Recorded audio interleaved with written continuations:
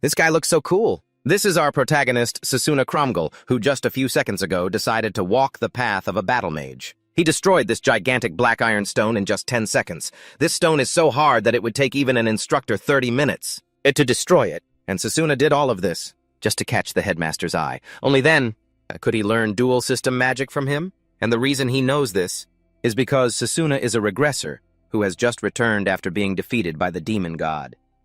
This all started a few hours ago at some point in the future. Humanity is on the brink of extinction, and the one responsible for this chain of events is the demon god Vindrake. No one knows where this guy came from. But after his sudden appearance from the sky, he brought countless monsters with him. Under his command, these monsters began to rampage across the continent. Faced with such an overwhelming number of monsters, humanity was gradually defeated and overpowered, leading to this final battle. However, humanity still had a sliver of hope, these 5 talented mages. Humanity's strongest mages have risen up to fight the demon god. Upon seeing the 5 of them, the monsters went into a frenzy, charging forward without any regard for their own lives. And facing such a terrifying wave of monsters, Sasuna remained calm and commanded the others. "Everyone prepare your magic!" At his words, the other 4 immediately began to cast. On his command to fire, all 5 of them began to unleash their magic. The power from the top 5 mages was truly not to be underestimated. The monsters that had just charged forward were instantly blown to pieces, and at that moment, Sasuna saw something up ahead and shouted, "The demon god Vindrake!" Following Sasuna's gaze as the dust settled, the figure of the demon god Vindrake appeared before them. Upon seeing his form, Sasuna declared, "This is the day you fall unified magic. Combine all 6 elements and fire at once." "Elemental burst," Sasuna chanted as he began to execute his ultimate spell, and right after that, a colossal pillar of energy shot out from the magic circle, flying straight towards Vindrake. Seeing this, his red-haired teammate behind him shouted, "That support Sasuna." At his words, all 4 of them began to cast their own magic and attack at the same time. The end result was that the demon god Vindrake took the full force of all 5 magic attacks. Seeing this, the red-haired young man began to celebrate, saying, "How do you like that?" But his celebration was short-lived as the figure of the demon god Vindrake slowly reappeared from the smoke, completely unscathed. The blue-haired female teammate saw this and said in confusion, "No way." At the same time, the black-haired guy next to her reacted quickly. He instantly created another fire spell and said, "No, it's not over yet! Attack with more power!" At his words, the 4 teammates joined forces and used their magic to attack once more. Only Sasuna noticed something was wrong and shouted, "Wait! We need to observe what's happening." But unfortunately for him, his 4 teammates had already launched their spells at the demon god Vindrake. And this Vindrake guy treated those magic attacks as if they were nothing but air. He didn't even bother to dodge. The moment the spells touched him, nothing happened at all. It was as if they vanished before they could even hit this guy's body. Sasuna, who hadn't attacked and had only been observing intently, realized something. "Our magic is being nullified," Sasuna thought, gritting his teeth. Back to the demon god Vindrake. After taking several magic attacks from humanity's party without a single scratch, he let out a sneer. "Is this the limit of humankind? You insects are ruining my garden! What a bunch of fools!" Down below, Sasuna's party had fallen into chaos upon seeing that Vindrake was completely unharmed after all those attacks. "No, it can't be. Magic has no effect on him," the purple-haired girl said worriedly. Just then, the red-haired guy next to her, his face pale, said to Sasuna, "Give us the order." As for Sasuna, he wasn't doing much better. Damn it, there has to be something we can do. Sasuna gritted his teeth thinking, but just then, suddenly an attack came from out of nowhere and struck the red-haired guy, directly causing him to spurt blood instantly as his entire body was sent flying. His condition was unknown. Meanwhile, the rest of the group was surrounded by monsters. Seeing this, the purple-haired girl was about to use her magic to heal the red-haired guy. But then her face went pale as she said, "Sasuna, I'm out of mana." And just like that, humanity's party fell apart. The black-haired mage was sliced in half by the blade of a bee monster. The green-haired female mage was panicking. Under the assault of the lizard monster, meanwhile, the black-haired female mage was captured by an orc, a blade held to her throat. "No, get away from me! Help me, Sasuna!" Their panicked cries rang out. But before our hero could even react, the green-haired girl was swallowed whole by the lizard monster, seeing his teammate die just like that. So quickly, right before his eyes, made Sasuna's expression harden. And right after that, Sasuna snapped, roaring, "Stop it, you bastards!" As he spoke, he gathered all 5 elements into a single attack, But before he could even cast the spell, the evil god Vindaraki appeared behind him with a powerful strike. The blow slammed Sasuna flat on the ground, and after a short while, when Sasuna came to after the attack, his body was completely battered. Covered in blood, Sasuna lifted his head to look ahead, and the scene before him truly made his face become as vacant as a man on the verge of death. There was nothing. Before him was a scene of utter ruin with fires burning everywhere amidst the remaining corpses of his comrades. Seeing this, Sasuna clenched his fists and said helplessly, "Is this the end for humanity?" And as he was despairing, Vindaraka's voice rang out from behind him. "Fighting is completely meaningless, Sasuna." After hearing the one responsible for all this, the rage in his heart began to boil over. "No, it's not over yet," Sasuna thought as he began mumbling some kind of incantation. And as soon as the incantation was complete, his right arm was enveloped in a pale white light. Then he threw his fist straight at him. For some reason, this Vindarak guy raised both hands to block the punch, even though he had always stood still before never bothering to defend against any long-range magic attacks. For a brief moment, his face showed confusion. And the result was unexpected. Sasuna's punch had actually managed to injure him. From his perspective, a part of the evil god's gauntlet had cracked open and purple blood was dripping from it. This sight left Sasuna stunned. It worked. It actually had an effect. How could a low-level spell like that manage to hurt him? Sasuna thought as he backed away to keep his distance. And with his genius mind, he quickly realized something. So that's it. I can defeat the evil god with this. But damn it, to think I only realized it now. Sasuna thought angrily. At that moment on the other side, it seemed the evil god also realized that Sasuna could injure him, so he decided not to drag things out to avoid any further complications. Thus, he began to gather a surge of magical power in his palm. He said, "This is your limit, you insect." And just as he was about to finish Sasuna off, the necklace he was wearing suddenly began to glow. Sasuna saw it. He stared at it, a little surprised. "This is the thing I got from the headmaster." At that moment, an image from the past flooded his mind. The moment he received this necklace from the headmaster. "Is this a necklace of rebirth?" Sasuna asked inquisitively. On the other side, the headmaster explained, "That's right. It is a necklace that holds the power of the time spirit. It will give you the power to undo one of your regrets." But at the time, Sasuna wasn't very interested in the necklace. "Regrets? I've never had any. Don't you think it would be a waste on me, sir?" His reply truly made the headmaster burst out laughing. "Ha ha! As expected from the top student of the Magic Academy." After he had his fill of laughter, he slowly walked closer, placed his hand on Sasuna's shoulder, and said, "Just take it. I'm sure you will need it in the future." Returning to the present, the necklace in his hand emitted an intense light as Sasuna began to state his wish. My regret, is that I didn't choose that magic. Back then, just you wait, you bastard. Wait until I get that magic.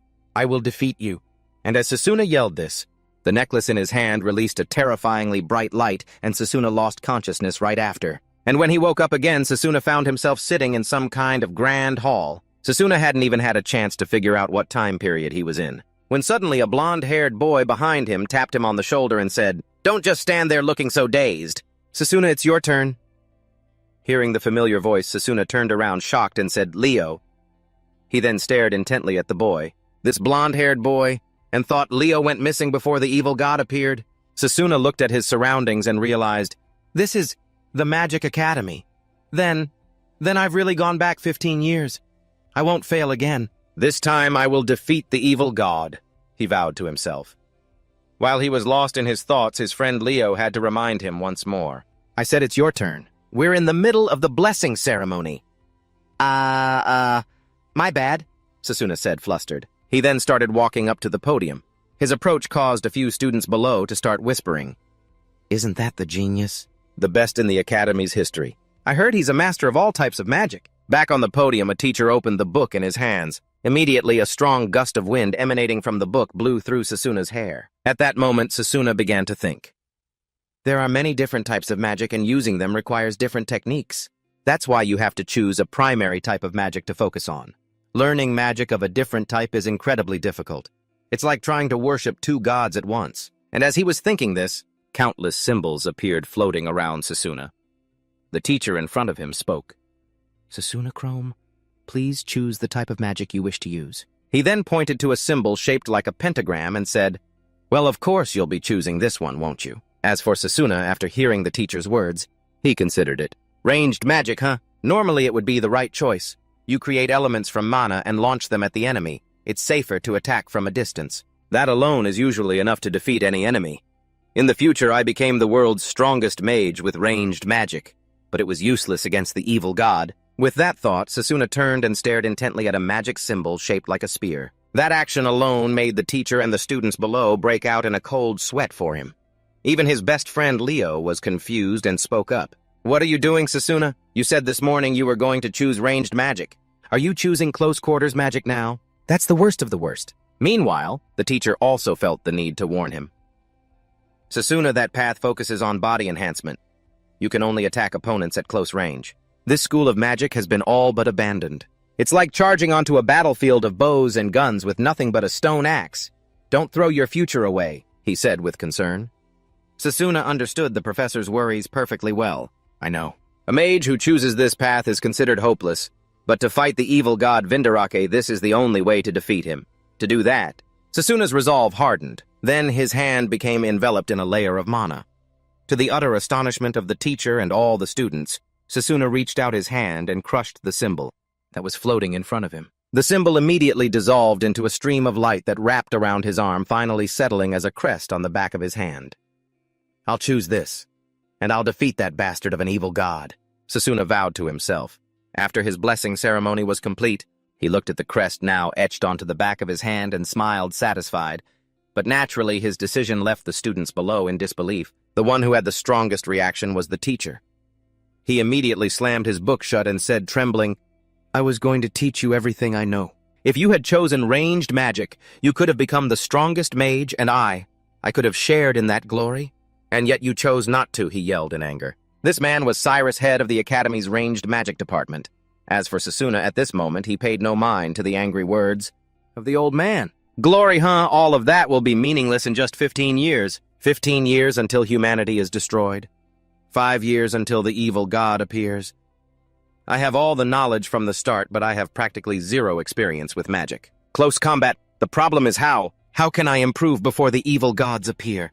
Sasuna muttered as he started to head down, leaving a furious Cyrus behind him. Then not long after that, once all the students had chosen their primary magic, an announcement rang out to remind them. Second-year students who have completed the entrance ceremony, and please proceed to your specialized classes. Hearing this, Sasuna was startled into remembering. Right where is the close combat magic class anyway? Thinking this, he looked left and right, and trying to find his best friend Leo to ask for directions. But unfortunately, that guy had vanished at some point. With no other choice, Sasuna approached a nearby couple to ask for directions. Hey, could you help me with directions? But before Sasuna could even finish his sentence, the couple looked at him like he was some kind of germ. Then they made an excuse to each other. Ah, we're going to be late, aren't we? Yeah, let's hurry. After saying that, they hurriedly ran away from Sasuna. And it wasn't just those two. The others were the same. When Sasuna turned to look at them, they would deliberately gather in small groups and talk amongst themselves as if to show that they were extremely busy and didn't want to pay him any attention. At that moment, a few critical whispers even started up. He's pretty much finished. Trying to stand out by choosing a different major. He'll learn his lesson soon enough. Thanks to that, however, Sasuna was able to see these people's true colors. Just because I chose a close combat, the way they treat me is completely different from before. Thinking this, Sasuna let out a sigh and mumbled, I guess I'll have to find it myself. There must be a campus map in the schoolyard, right? After saying that, Sasuna quickly headed out to the schoolyard to look for a map. And while he was walking, Sasuna suddenly heard a loud shout. Fireball! The shout caught Sasuna's attention. Is someone fighting? In a place like this, he thought to himself. And from where Sasuna was looking right at that moment, a red-haired girl was struggling to dodge fireballs coming from someone. After backing away to dodge the attack, she yelled at the guys in front of her. Give it back. That's a precious gift from my mother, she said, her voice and face filled with rage. But faced with this anger, the bullying students only found it more amusing. The chubby one held up a blue hairpin and said, This hairpin is a magical tool that can store mana right. Something like this is too high class for a commoner like you to own. But don't worry, we'll put it to good use. Meanwhile, Sasuna had already figured out who these people were. The one fighting is from the close combat department, and those other three are from the long-range magic department.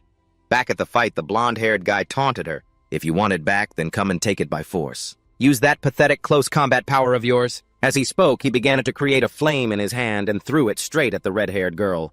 Faced with a barrage of fireballs flying toward her like this, the girl could only struggle to dodge. At this point, the red-haired girl's entire body was covered in a faint orange light. It was a basic spell from close combat magic, Movement Boost. It can increase mobility to close in on an opponent, but even though she could dodge a few hits, the distance was still too great. Back to the red-haired girl. After dodging the attack, she shouted, "That hairpin! My mom saved up for a whole year to buy it for me. I'll never let it fall into your hands." After saying that, she began to use some kind of magic gathering mana in the palm of her hand. Immediately after, a mana dagger appeared in her hand. Sasuna, watching this, also recognized it.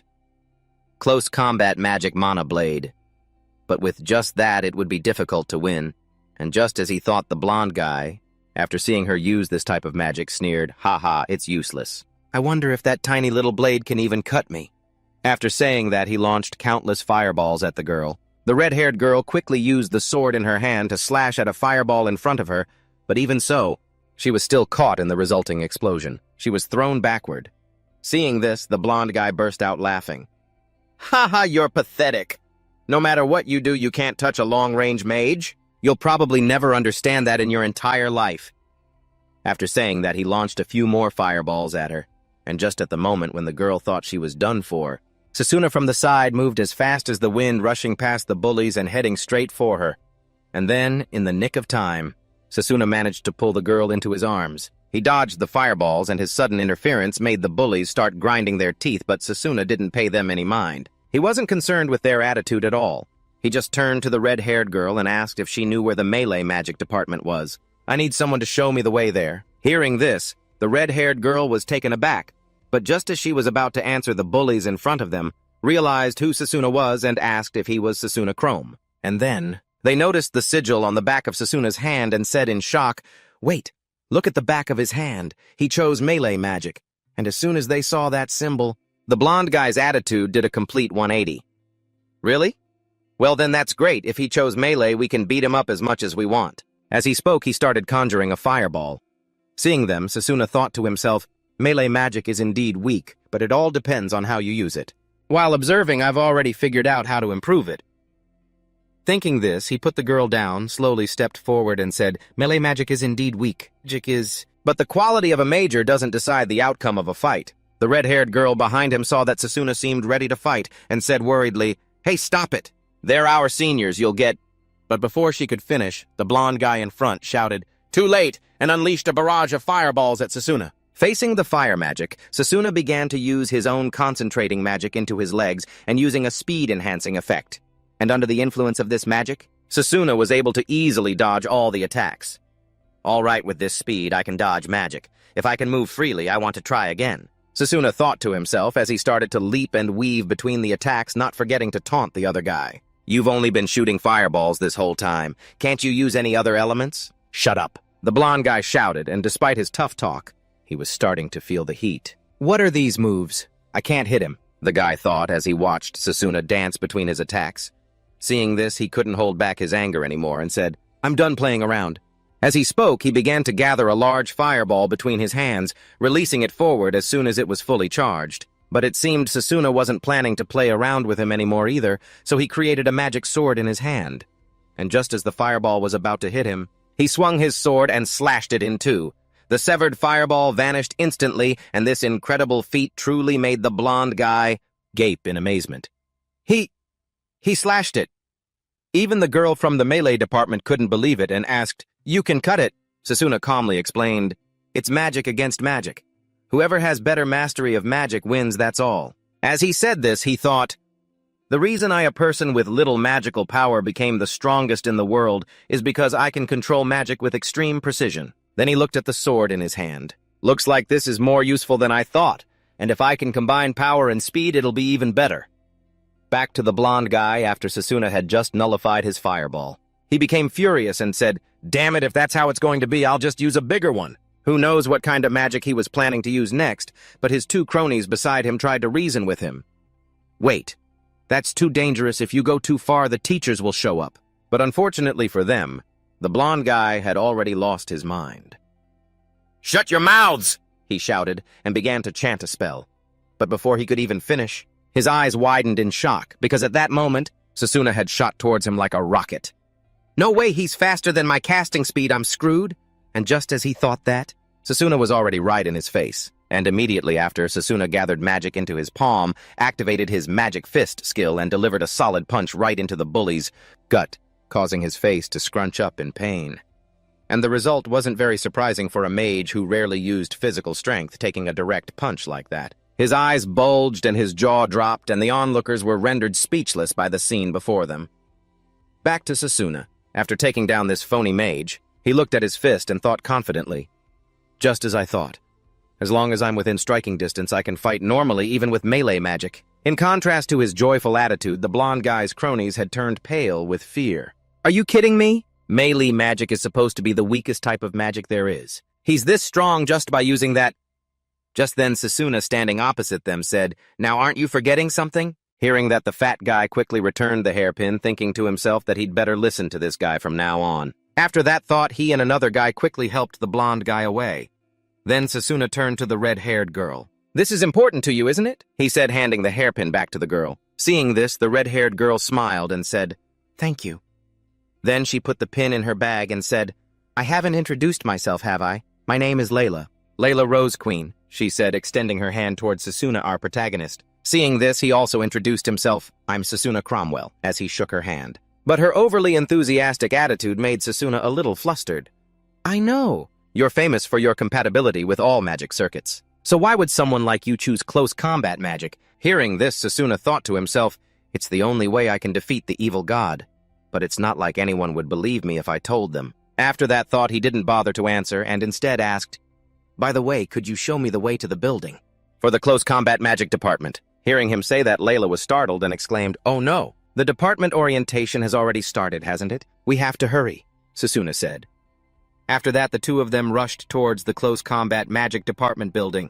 And at that moment, Sasuna realized why he'd had so much trouble finding it. He couldn't find the building before. So the department building is on the outskirts of the academy.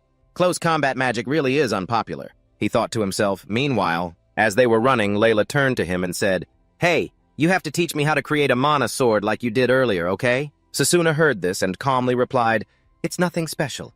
It all depends on how you control your mana." As he said this, he also thought to himself, "That's right. Close combat magic can adapt to any situation. If I can master it, I'll be able to resist the evil god's expulsion and gain another advantage against the evil god." As he thought this, Sasuna began to recall some memories from his past life when the headmaster had called him privately to his office. There he began to take off his gloves for Sasuna to see. As for Sasuna, after looking at the man's hands, he was truly startled, because as he could see, there were two different sigils engraved on the back of each of the headmaster's hands. Different ones. Impossible. "Two primary magics," Sasuna exclaimed in astonishment. "Normally, a person can only choose one primary magic. The one on his right hand is summoning magic, but I've never seen the sigil on his left hand before." Thinking this, Sasuna couldn't hold back his curiosity and asked, "Headmaster, what is that sigil?" The headmaster, on the other hand, Betty, hearing him, simply said calmly, "I will tell you when the time is right. Because it's you, I will entrust you with the secret of this second magic." But unfortunately for Sasuna, in the end, the headmaster never taught him that magic, because after the evil god appeared, the headmaster was assassinated. He must have sensed the danger with his second magic. "This time I will definitely learn it, and change my destiny." As Sasuna was thinking this, the department building appeared before them. "There it is," Layla cheerfully pointed ahead. Turning to Sasuna, she saw he was still deep in thought. "The problem is, how do I gain the headmaster's recognition in my current state?" While he was still thinking of a way to get into the headmaster's good graces, a bald man was already standing at the department building. The moment this man saw them, he started to scowl and said, "Not only are you late, but you brought a girl with you, Sasuna Cromwell." From his face and his tone, it seemed he really disliked Sasuna. Hearing this, Layla quickly tried to explain, "But it's because—" But before she could finish, the bald man cut her off. "No excuses. No matter how great your achievements are, they're worthless here. Now that you're in the close combat magic department, you're just trash." He said this while poking a finger into Sasuna's chest, and in response to this provocation, he grabbed the man's hand tightly and said, "You're making a huge mistake. You're a professor in this department, aren't you? Don't you have any pride in the subject you teach? Then for some reason, hearing Susuna's words, the bald guy began to growl with rage. Proud you say, hey you brat! How dare you act that way toward your own professor, huh? As he spoke, he grabbed Susuna by the collar. There are still many undiscovered possibilities for close combat magic. I believe so, Susuna said calmly, and that very attitude only made the bald guy even more furious. You damn little brat. It looks like I'll have to shatter that ego of yours myself. With that, he turned away and said, If you've got so much energy to run your mouth, why don't you come over here and show me? As he spoke, he led Susuna and Layla to a training ground where countless students were relentlessly punching and kicking at boulders in front of them. But these rocks were truly incredibly hard, just like this young man with blue hair. Even when he used all his strength to create a mana sword and slash at the boulder in front of him, it barely did any damage to the rock. He was even knocked backward. Damn it, I can't even make a single crack, he grumbled in frustration. Meanwhile, the bald guy began to explain to Susuna and Layla, This is the test to determine your class ranking. There's a crystal embedded in the center of this obsidianite. You have to get it out as fast as you can. Anyone who fails will be punished. He told Susuna with a look on his face as if he was eagerly waiting for him to fail. Then the scumbag turned to the other students and yelled, It's been an hour and still no one's broken through. Hearing this, the blue-haired student from before started panting heavily and said, That's easy for you to say, sir, but this rock is hard as hell. Even a female student next to him agreed, saying, How are we supposed to break this with the magic we've just learned? He's probably taking it out on us since we weren't recommended students. The gray-haired student whispered. A student next to him heard this and quickly warned, Keep your voice down, he'll hear you. Back with the bald guy, after walking around the area, he found an exceptionally large boulder. To make things difficult for Susuna and said, Well now, there's an empty boulder right here, perfect. Show me what this close combat magic of yours can do. You have only 10 minutes. As he spoke, he patted the boulder and looked at Susuna with an incredibly smug expression. This made Layla, who was standing beside him, cry out in shock, Wait a minute, 10 minutes! How is it possible to destroy it? An obsidianite in just 10 minutes. And isn't this one way bigger than all the others? Hearing that, the bald guy just smirked and said, So what? And by the way, while you were complaining, you're now down to 9 minutes. Turning to Susuna, he gently touched Layla's shoulder to reassure her. Then he stepped forward and touched the enormous obsidianite. After feeling it for a moment, Susuna said nothing at all. This only made the bald guy even more smug, and he said, Heh heh, cat got your tongue. Well, if you bow your head and apologize, I might give you some more time. In the face of his smugness, Susuna coldly replied, No. 10 seconds is more than enough. What? The bald guy said with a scowl. Hearing him say that, Layla, who was behind him, warned anxiously, That's too reckless. Susuna turned back to the bald guy who was secretly gloating. What an idiot. This obsidianite isn't just big, it's also incredibly dense. Even it would take me 30 minutes to destroy it. Thinking this, he started to speak arrogantly again. There are no second chances, you hear. You said 10 seconds, so you've got 10 seconds. All right then, I'll show you, Susuna said as he began to gather magical energy in his right palm. At the same time, he had his own intentions. To be recognized by the headmaster, I need to at least show this much. I can't let something as trivial as this stand in my way in this department. With that thought, he created a mana sword in his hand and thrust it straight toward the obsidianite in front of him. And just as his sword made contact with the obsidianite, absolutely nothing happened. Not even a single scratch appeared. Seeing this, the hairless guy burst out laughing. In the end, you're all talk and nothing more. Do you have any idea what the punishment is for disobeying me, your professor? But before he could even finish his sentence, a few cracking sounds echoed from the front, right at the spot where the tip of the sword had touched. The cracks began to appear, spreading outwards, and right after that, this entire supermassive rock suddenly shattered into countless pieces. The bald guy over here just stared blankly, not understanding what was happening, and at that moment, Susuna had already quickly grabbed the crystal from inside the rock and held it out in front of the man's face, saying, You see? Exactly 10 seconds. Layla, seeing this, cried out in amazement. He really did it. Even the other students couldn't believe their eyes. That giant rock? Maybe he's even stronger than the professor. These whispers reached the bald guy's ears, driving him crazy. No way I won't accept this. He must have cheated. That rock is so hard it shouldn't have broken even after 10 minutes. So how could he smash it in 10 seconds? He clearly cheated. Susuna, on the other hand, hearing him spouting all that nonsense, calmly said, 10 minutes for a rock like that. You should quit being a professor and go back to being a student. You damn little brat! The bald guy yelled furiously, but right at that moment, a voice rang out from behind him. Rikari, are you bullying students again? The voice belonged to some brawny teacher, and the moment his voice rang out, it was enough to make the bald guy Rakari break out in a cold sweat. Then, he turned around and stammered, "Dean Lionel?" The man named Lionel yawned and said, interrupting my nap.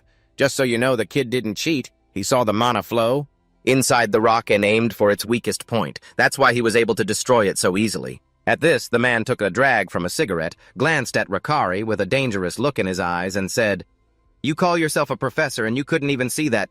The bald Rakari broke into a nervous sweat, and just as he feared, Lionel raised his voice and announced, "Everyone gather round. I hear Professor Rakari is going to demonstrate his magic defense for us." Rakari jumped in shock, but before he could even react, Lionel was already in a stance ready to attack and said, "If you've been training regularly, a hit like this won't kill you." Rakari hurriedly enveloped his body in a stream of magic to defend himself and said in a panic, Wait, it's my fault, I'll never do it again." But unfortunately for him, the brawny man had already thrown his fist. Seeing this, the bald guy quickly raised both hands to defend, and as a result he was sent flying like a cannonball toward the building behind him. Sasuna, who was standing nearby, after witnessing this display of martial prowess, had to think seriously. A single punch broke through a magic defense. That level of power. Who is that person? He's no ordinary man. Back to Lionel after he sent the bald guy flying, he turned to Sasuna and said cheerfully, "You said your name was Sasuna or something, huh? You're not bad at all. You're in the low-level close combat department, but your skills are pretty decent. Keep up the good work." After saying that, Lionel turned to leave, but at that very moment, Sasuna spoke up confidently. "Professor, just because I'm a close combat fighter doesn't mean I'll lose to the other departments. I will utilize the strength of close combat and become the head of the department." Lionel smiled slightly, then pointed at him and said, "You've got some spirit. If you want to learn magic, just let me know. I'll teach you." After saying that, he turned and walked away, thinking to himself, "I can't believe there's another foolish brat who thinks the same way I do. I thought they had already chosen him as the representative for the exchange competition, but it seems an unexpected factor has appeared." Next, Lionel gathered all the new students and announced, "Let me introduce myself again.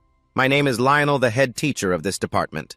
Welcome everyone to the Close Combat Department. I hate to be the one to tell you this right after we've met, but we're about to decide on the representative for the exchange competition.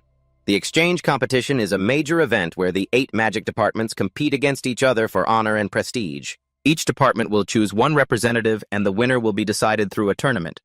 Before I regressed, I was the one who won the exchange competition. As the representative of the long-range combat department, and with the principal's recognition, I can't let the main representative spot get away." Just as Sasuna was thinking this, he saw a few fragments of black meteorite at his feet. Muttering, "Fragments of the black meteorite, huh?" From above, Lionel seemed to notice Sasuna's gaze and began to speak.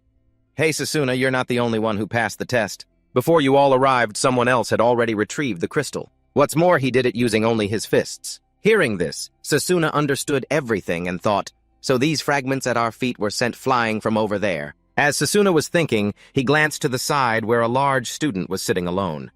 Then Lionel's voice rang out again. "Hey, Drago Oak, you too, come over here." The large student named Drago heard this and started walking towards everyone. He looked at Sasuna and said, "So, you're Sasuna Cromgel, huh? You have a talent for other powerful long-range forms of magic. So why did you choose close quarters combat?" "Because there's something I need to do with close quarters magic," Sasuna said calmly. In response to his answer, that Drago guy flew into a rage. "Shut your mouth! Then what's with that weak-looking body of yours, huh? For generations, my family has excelled in close-quarters magic. Even I have spent 17 years training this body for that very purpose." As he spoke, he stomped his foot hard on the ground and got into a fighting stance. And right after that, this big guy threw a punch straight past Sasuna's face. It was an incredibly powerful fist, so much so that the wind pressure it generated alone caused the students behind them to sway and lose their balance. Meanwhile, Drago began staring intently at Sasuna and declared, "Fight me. I won't let the representative position fall into the hands of a phony who treats close-quarters combat like a joke." Back to Sasuna. He began to recall his memories of this Drago guy. "Drago, huh? I remember hearing his name in the battle for the representative position before I regressed. The only famous person from the unremarkable close-quarters combat department." Thinking this, Sasuna smiled and replied, "All right then. If you want to fight, let's fight." Seeing that his 2 students had agreed to a match, Lionel cheerfully walked over and said, "So you two have made an agreement, have you? Excellent. In that case, the match will be held in 1 week." After hearing this, Drago turned to leave, saying, "Don't even think about running away in the next week. Got it? If you're a close-quarters mage, you fight with your life on the line. And just like that, the match was suddenly decided. This also caused the other students to start gossiping. "Hey, who do you guys think will win?" one student asked. The girl next to him didn't seem to think much of Sasuna, so she immediately said no matter how talented he is, there's no way he can beat Drago, right? Even Layla, who had already witnessed Sasuna's true strength, couldn't help but feel worried now and asked, "You can win, right?" And in response to her worry, Sasuna calmly gave a blunt answer, "Of course not. In my current state, there's no way I can match the physical strength that Drago has trained for so many years." Sasuna thought to himself, then said to her, "But I have a secret plan." After saying that, he immediately left the training grounds. Layla behind him hurriedly chased after him and asked, "Hey, where are you going?" And just like that, the two of them left the close-quarters magic department building and went deep into the forest. And not long after, Layla's eyes widened at the sight before her. "Where is this place?" Layla said in astonishment, seeing a gigantic, ancient tree in front of her. Hearing this, Sasuna calmly said, "It's a secret training spot that only I know about. In this place, I'll become 3 times stronger." As he spoke, he touched the ancient tree with his hand. Then something special happened. A stream of blue magical energy began to rise from his feet, enveloping his entire body. Hearing his words, Layla on the side exclaimed in awe, "It's enormous. This must be a divine tree that's over 1,000 years old." Back with Sasuna, after being enveloped by the blue magical energy, he thought to himself, "Looks like I've been acknowledged again this time." Seeing this, Layla asked, "What is that light?" "This is the blessing of the divine tree. Only those who are acknowledged by the divine tree are granted this. Thanks to my holy mana attribute, I can recover mana. As long as I'm here, I don't have to worry about running out. Basically, I can train until I reach my absolute limit." That's what Sasuna said. Hearing him say that, Layla felt a bit of admiration and thought to herself, "Wow, but Drago is a natural-born close combat mage. He helped me get my hairpin back, so this time it's my turn to help him. All right, time to go scout things out," Layla thought as she headed to the close combat department's training room. To put it simply, it was a room full of bodybuilding equipment, and while everyone else was completely exhausted and out of breath just from lifting a few weights, Drago was training like a maniac. The enormous barbell in his hands seemed to have no weight at all, and this left Layla stunned. What the heck? He's the only odd one out in here. Just then it seemed Drago had finished his warm-up, so he turned to Lionel beside him and said, "Professor, are the black ironstones still on the field?" Hearing this, Lionel blew out a puff of smoke and said, "Hey, are you planning on breaking all those stones?" "Not at all. I'm just borrowing them for a bit," Drago said as he walked out of the training room. And by borrowing, he meant this big guy started tying those stones securely to his back and then began doing push-ups. Layla, who was tiptoeing behind him, saw this and her face turned pale with fear. No way. Is this a joke? Wouldn't getting punched by him be fatal? Sasuna? Will he really be okay? Layla thought worriedly as she rushed off to find Sasuna and tell him. Meanwhile, with Sasuna, he was still sitting leisurely reading some kind of martial arts book. And when Layla ran over and saw this, she couldn't help but yell, "Is this really the time to be so relaxed? Do you have any idea that Drago is doing push-ups with 5 black ironstone slabs on his back?" Sasuna didn't seem very surprised to hear that. "Oh, really?" As expected. Of course, he'd do something like that for his physical training. He could see Layla was worried about him, so he said, "Don't worry, I've already planned for it." After speaking, he activated some kind of magic. That allowed him to read the book at a superhuman speed. For every page, he only needed a single glance to know its entire content. Back to Layla. She was still a bit confused about Sasuna's intentions and asked, "What do you mean?" Sasuna began to explain. Physical enhancement is basically using mana to reinforce and control the nervous system. If you want to train your legs, you just focus on your legs. If you want to train your arms, focus on your arms. In a case where you need to enhance your memory, you just need to focus your attention on your head. And once you can visualize the move in your head, you just have to execute it. With that, Sasuna stood up to practice what he had just learned from the book. First was a high kick. Next, he created a mana sword and performed a few practice slashes in the air. After witnessing this, Layla was completely stunned and said, "That's incredible. You learn moves so quickly, too." Hearing her praise, Sasuna remained calm and said, "No, it's not enough."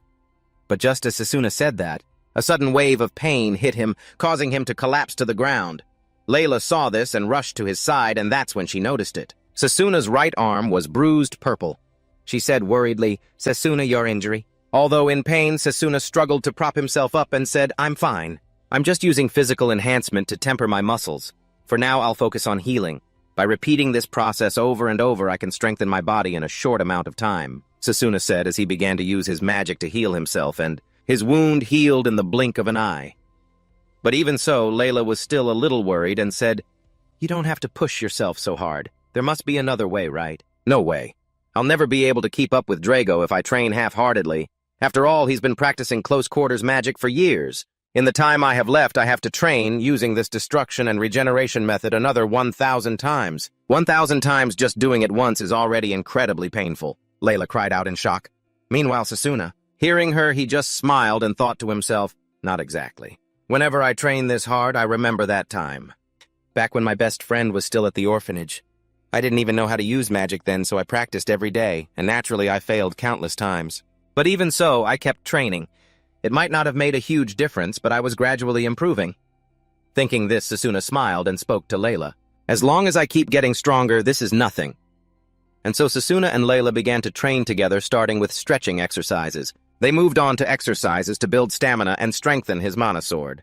And through this harsh training, Layla began to see Sasuna in a different light. Someone once said that Sasuna was just naturally talented, but the truth is he works harder than anyone I've ever seen, Layla thought, watching Sasuna do push-ups with 5 boulders on his back, and his incredible progress made Layla happy for him. Time flew by, and soon the day of the match between Sasuna and Drago arrived. Now both of them were on the dueling stage with their teacher Lionel as the referee. "So you didn't run away, huh?" Drago said, staring straight at Sasuna. Hearing this, Sasuna confidently replied, "I don't run. Besides, I'm representing the close combat department." And after their verbal sparring match, Lionel announced, "Are you two ready? Begin!" Immediately after the command, Sasuna rushed forward. The moment he closed the distance with Drago, he unleashed a tiger strike. But on the other side, Drago quickly brought up both arms to defend, taking almost no damage.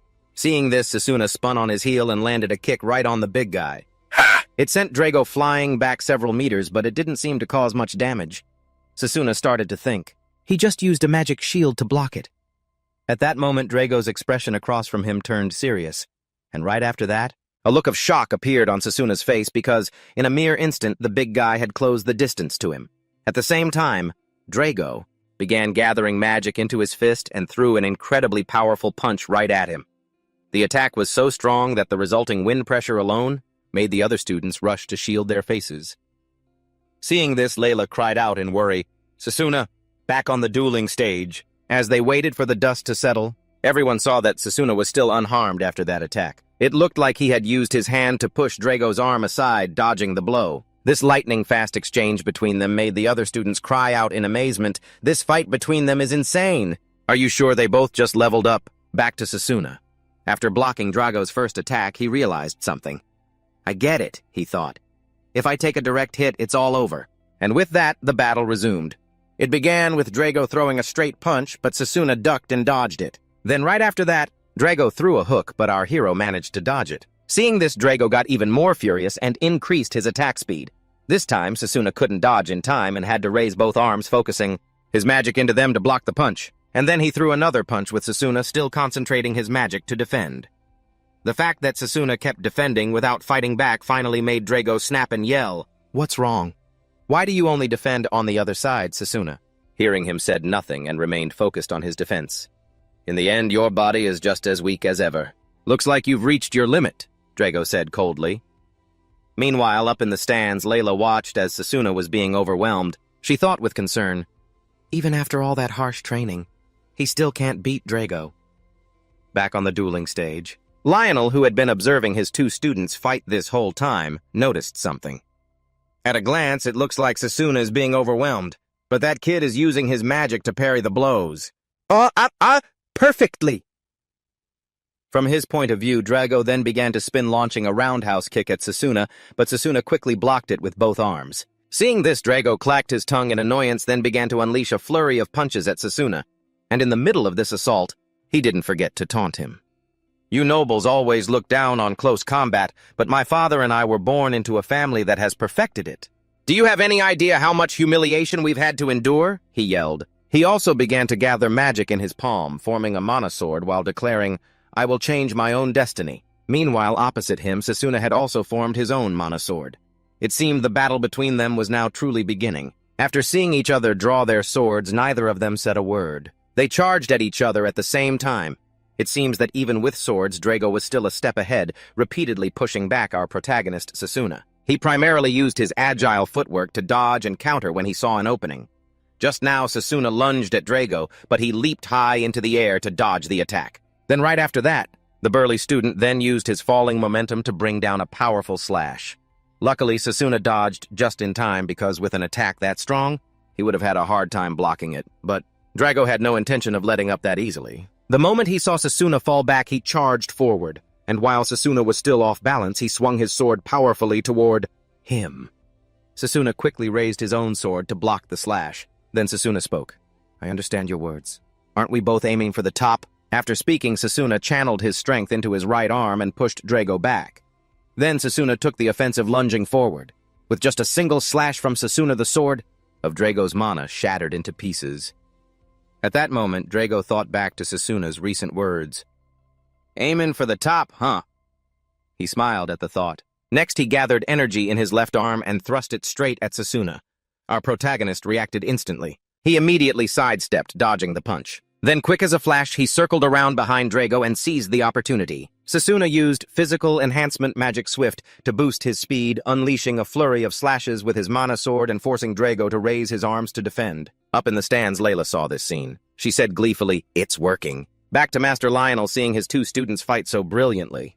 He thought with delight, Drago's defense and counterattacks are excellent, but Sasuna's mana control and physical enhancement are just as formidable. I wonder which one of them will win. And while the teacher was lost in his happy thoughts, Sasuna was finding things difficult. His defense is too solid. I have to create an opening.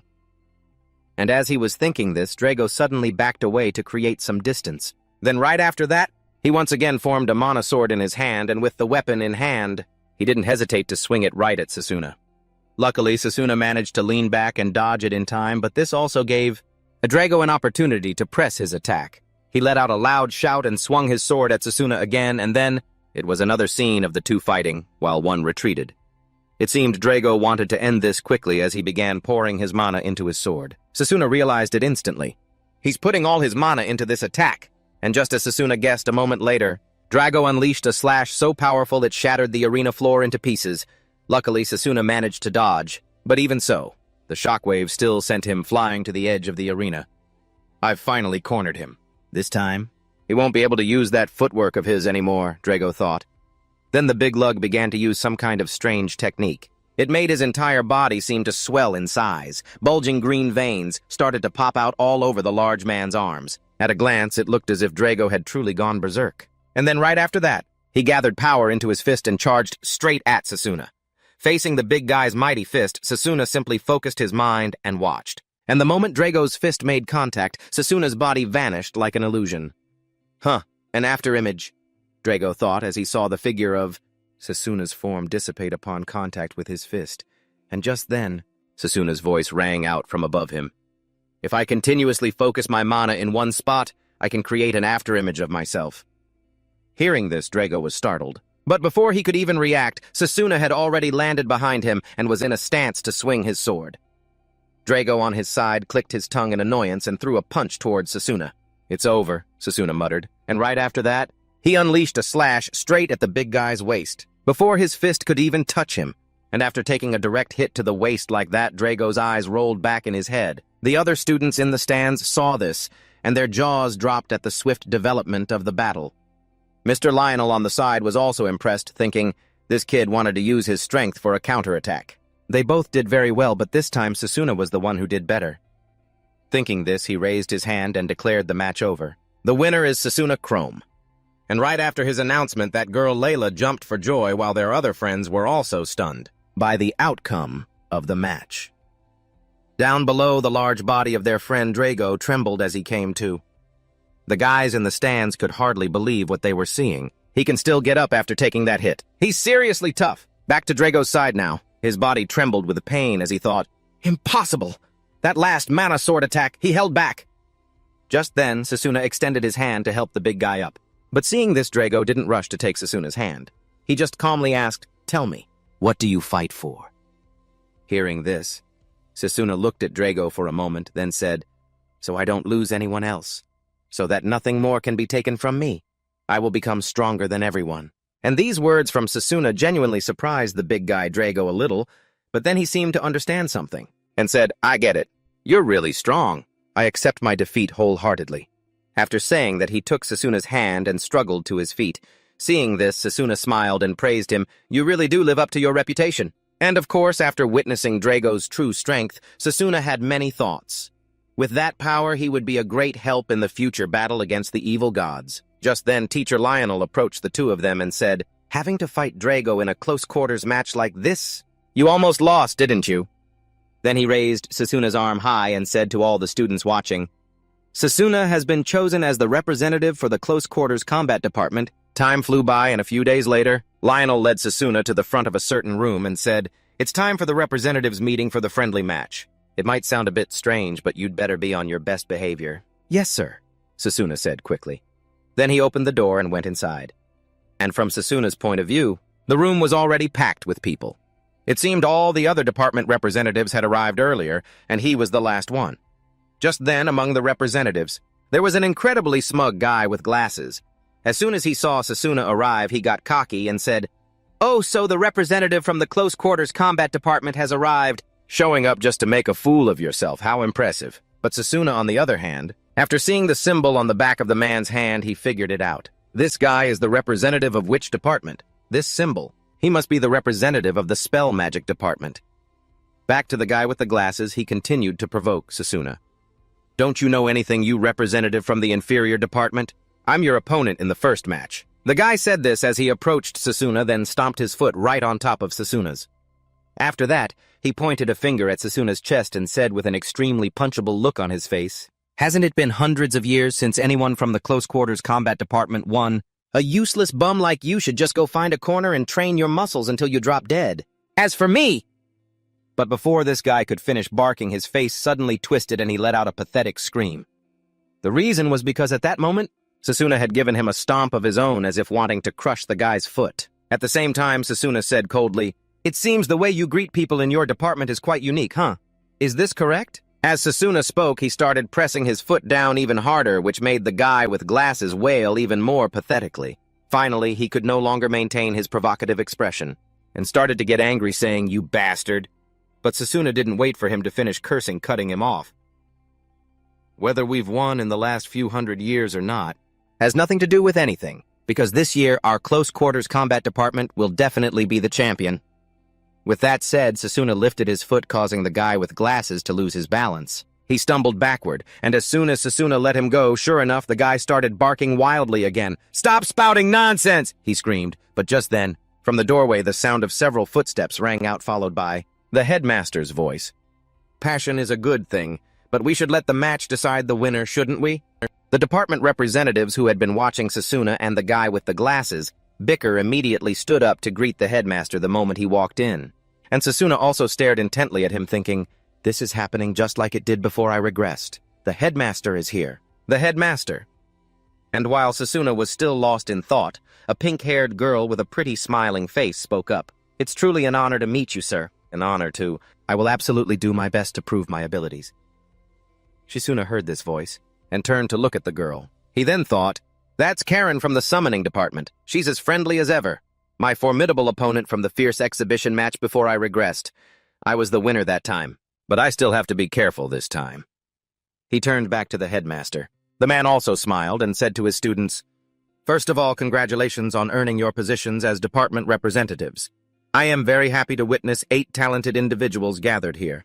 I think you've all heard already. The school's exhibition match will be held in a one-on-one format. Your opponents will be chosen at random. First match, Close Quarters Magic, a discipline focused on dueling versus incantation magic, using mana on living creatures and objects. The second match, Healing Magic, creating miracles and supporting teammates versus long-range magic, defeating opponents without letting them get close. The third match, Creation Magic, which combines different powers with magic versus Summoning Magic, which controls spirit beasts from another world. And finally, the fourth match, Unique Magic versus Alchemy, which has the ability to permanently alter compounds. The school exhibition match is also like a practical session for the departments to learn from each other. We will hold it in 10 days. While you wait, you can learn new magic or rest as you please. I very much look forward to witnessing your fighting spirit. From all of you." And hearing these words of encouragement from the headmaster, the students below began to cheer wildly as if they were seeing their idol. And the headmaster, after giving his instructions to the model students, he slowly took his leave. Seeing this, Sasuna realized this was his chance. This was the only place he could meet the headmaster. With that thought, he quickly chased after the old man. And once they were in the hallway with no one else around, Sasuna called out, "Headmaster!" Hearing him, the headmaster seemed a bit surprised, then turned his head and said, "You're the representative for the close quarters department, aren't you? I am Sasuna Chrome. I have a request. If I win, can you teach me your magic?" The headmaster seemed a little puzzled after hearing this and said, "Aren't you studying close quarters magic? I don't think summoning magic would be useful for you." "I mean a different kind of magic," Sasuna said calmly. And at Sasuna's words, the headmaster's eyes widened in shock. But then right after that, his eyes became serious, and he said, "How do you know about that?" As he spoke, he began to release his terrifying aura. Faced with the pressure he emitted, Sasuna felt as if his whole body was caught in a flood. Such incredible magical power, he's clearly wary of me. But this magic is my only hope to fight the evil god. I can't back down. With this in mind, Sasuna steeled his resolve and said, "Even if I can't tell you the reason, a victory for the close quarters department after 100 years will change the entire world." "Aren't you looking forward to that, sir?" Sasuna said this while looking straight at him with eyes full of determination. And this gaze made the headmaster fall silent for a moment before he finally spoke. "What are you plotting? Very well. If you win the championship, I will teach you that magic." Hearing him say this, Sasuna finally let out a sigh of relief and quickly bowed, saying, "Thank you, sir." "But this path won't be simple," the headmaster said. In response to these words, Sasuna replied with determination, "No matter what, I will definitely win the competition. That's the spirit," the headmaster said cheerfully, then turned and left. A long while later, Sasuna was sitting on the wooden bench munching on some bread. At the same time, he was thinking idly to himself, "My future for the next 15 years depends on this. This bread is really good. I have to thank Layla for telling me about it. There are only 10 days left. I have to prepare with everything I have." But just as he said that, a voice suddenly rang out, "No need for that." Immediately after, a giant fist came flying straight towards Sasuna. But Sasuna reacted very quickly, instantly channeling magical power into both hands to defend against the punch. Next, Sasuna used the force from the punch to push himself backward and create distance. Only then did he have a moment to see what on earth had just attacked him. Turns out it was a golem, and the one who summoned this golem was none other than that guy with the glasses. At this moment, he was a little surprised to see that Sasuna was able to block the last attack. "Oh, I was planning to hit your blind spot to catch you by surprise." Sasuna, for his part, started looking at the golem in front of him and thought, "A golem? Did he use a spell to infuse stone with life force?" Thinking this, he coldly asked the guy with the glasses, "What do you want?" Hearing Sasuna say that, the guy started grinding his teeth and said, "It's still about what happened before. There's no need to look forward to any friendly match. A scrub like you dares to humiliate me like that." As he spoke, he waved his hand, throwing several stones onto the ground, and right after that, the stones seemed to multiply, growing in number, while Sasuna on the opposite side began to gather mana into his two fists and said, "This is just the consequence of your own actions." And right at the moment when Sasuna was preparing to take on 4 stone golems by himself, the sound of a couple talking drifted over from a distance. Seeing this, the guy with the glasses clicked his tongue in annoyance and said, "It'd be a hassle to be reported for bullying someone from the close combat department." After saying that, he canceled his control magic on his golems and left. At the same time, before leaving, he didn't forget to say, "When the match starts, I'll be more prepared." Sasuna silently watched him leave. Then he thought, to infuse mana and control it at the same time. He's definitely talented. But don't just leave after making someone drop their bread. What a waste. Sasuna thought, feeling utterly heartbroken over the bread he'd only had one bite of. Time flew by, and the next day, the teacher, Lionel, gathered everyone in the dirt field outside and said, "Today we will prepare for the friendly match. We will analyze the match between Drago and Sasuna." "From the other day, have you two figured out what you're lacking?" Lionel said as he turned to look at Sasuna and Drago, and the two of them, having thought about it, answered in unison, "Yes, sir." Hearing this, Lionel smiled and said, "Drago, you go first." "I still can't control my mana and my emotions, sir," Drago said hesitantly. As for Sasuna, he said, "I lack fundamental strength. I was overwhelmed by Drago's power teacher, Lionel." After hearing both students' answers, he smiled and said, "Very good. Knowing your weaknesses is the first step to improving. Let's try to fix them in today's match, all right?" Just then, Layla from the back asked, "Teacher, is today's training for the friendly match?" "Good question. The opponent in the first match is Noel from the Spell Magic department. According to Sasuna, he uses a lot of golems for defense and attack. Because golems have physical bodies, the way they fight is fundamentally similar to magic. In close combat. At this point, he turned to Drago and instructed, "Today, I will give you two a mission. Drago, you focus on speed. Be relentless like a golem and attack from all directions." "Yes, sir." "And Sasuna, you will have to dodge Drago's attacks and counterattack just like that." The two of them got into their fighting stances. Drago was burning with fighting spirit and said, "Sasuna, this time won't be like the last. I'm looking forward to this." "I'm looking forward to it too," Sasuna said with a smile. After the signal to begin was given, the big guy Drago immediately took the initiative and charged forward to attack. He gathered power into his fist and threw a straight punch at Sasuna, and of course with such a straightforward attack. Sasuna was able to see it and tilted his head to the side to dodge. He even quickly slipped to Drago's right side to prepare a counter. But in the very moment he was about to attack, Sasuna saw Drago's triumphant smile. It was then that he realized with a start that the opening just now was deliberately created by the big guy to lure him into this position. And the result was, Sasuna took a left hook. It was only with great difficulty that Sasuna managed to react and defend himself. "Is my reaction speed too slow?" Sasuna thought to himself as he blocked the stinging punch from Drago. Meanwhile, Teacher Lionel watched his two students fight from the side. He had to praise them. "Well done, Drago, you've balanced both speed and power." And it seems that after hearing the praise from his muscular teacher, Drago got something like a power-up. So he started using the bob and weave technique from boxing to close in on Sasuna, then threw another punch. But our protagonist, perhaps having the spirit of a mouse, dodged it once again. Drago wasn't surprised. He started to turn and threw a left hook aimed at the eye. Sasuna immediately saw the move coming. But then right after that, he glanced to the side and realized it was just a feint. The big guy's real attack was a straight right punch. Luckily for Sasuna, he realized it quickly. If not taking that hit would have been bad news. Over on the side, Mr. Lionel continued to praise him. "Good observation, Sasuna. Now use your legs to dodge and then counterattack." "Yes, sir." Sasuna quickly replied and began using his nimble footwork to dodge the flurry of attacks from Drago. Then the moment he sensed an opening, he put his strength into it and began to counterattack. The fight went on like this until both of these champs were too exhausted to even stand properly. "Good fight, Sasuna," Drago said, panting heavily, and while they were gasping, for Air Teacher Lionel brought them 2 bottles of water, saying, "You both have pretty good physical skills. In the next few days, you'll need to be able to handle 4 to 5 golems, you hear?" Hearing this, Sasuna replied, "No matter how much we train, we can't let our guard down." His words made Teacher Lionel very pleased. The kid is perfectly obedient. Drago knows the basics of close combat, but Sasuna's intuition is nothing to scoff at. Time passed quickly, and the day of the exhibition match finally arrived. At this moment, inside a magnificent arena, the announcer's voice boomed, "Yes, the day has finally come, the 781st exhibition match of the Elmaris Academy, among the representatives of the 8 departments who will be the strongest." Meanwhile, the 2 contestants participating in the first match are Sasuna and Noel, who have already taken their places in the arena. And taking advantage of this exhibition, some guy is holding up a sign to take bets. "Hey, who are you betting on to win? What kind of bet is this?" "The close combat guy doesn't stand a chance," someone shouted upon hearing about the betting. Back up in the stands, the blonde guy who bullied Layla before had also joined in on the gambling. He gritted his teeth and cheered for Sasuna. "Come on, Sasuna, I bet on you. You're today's dark horse."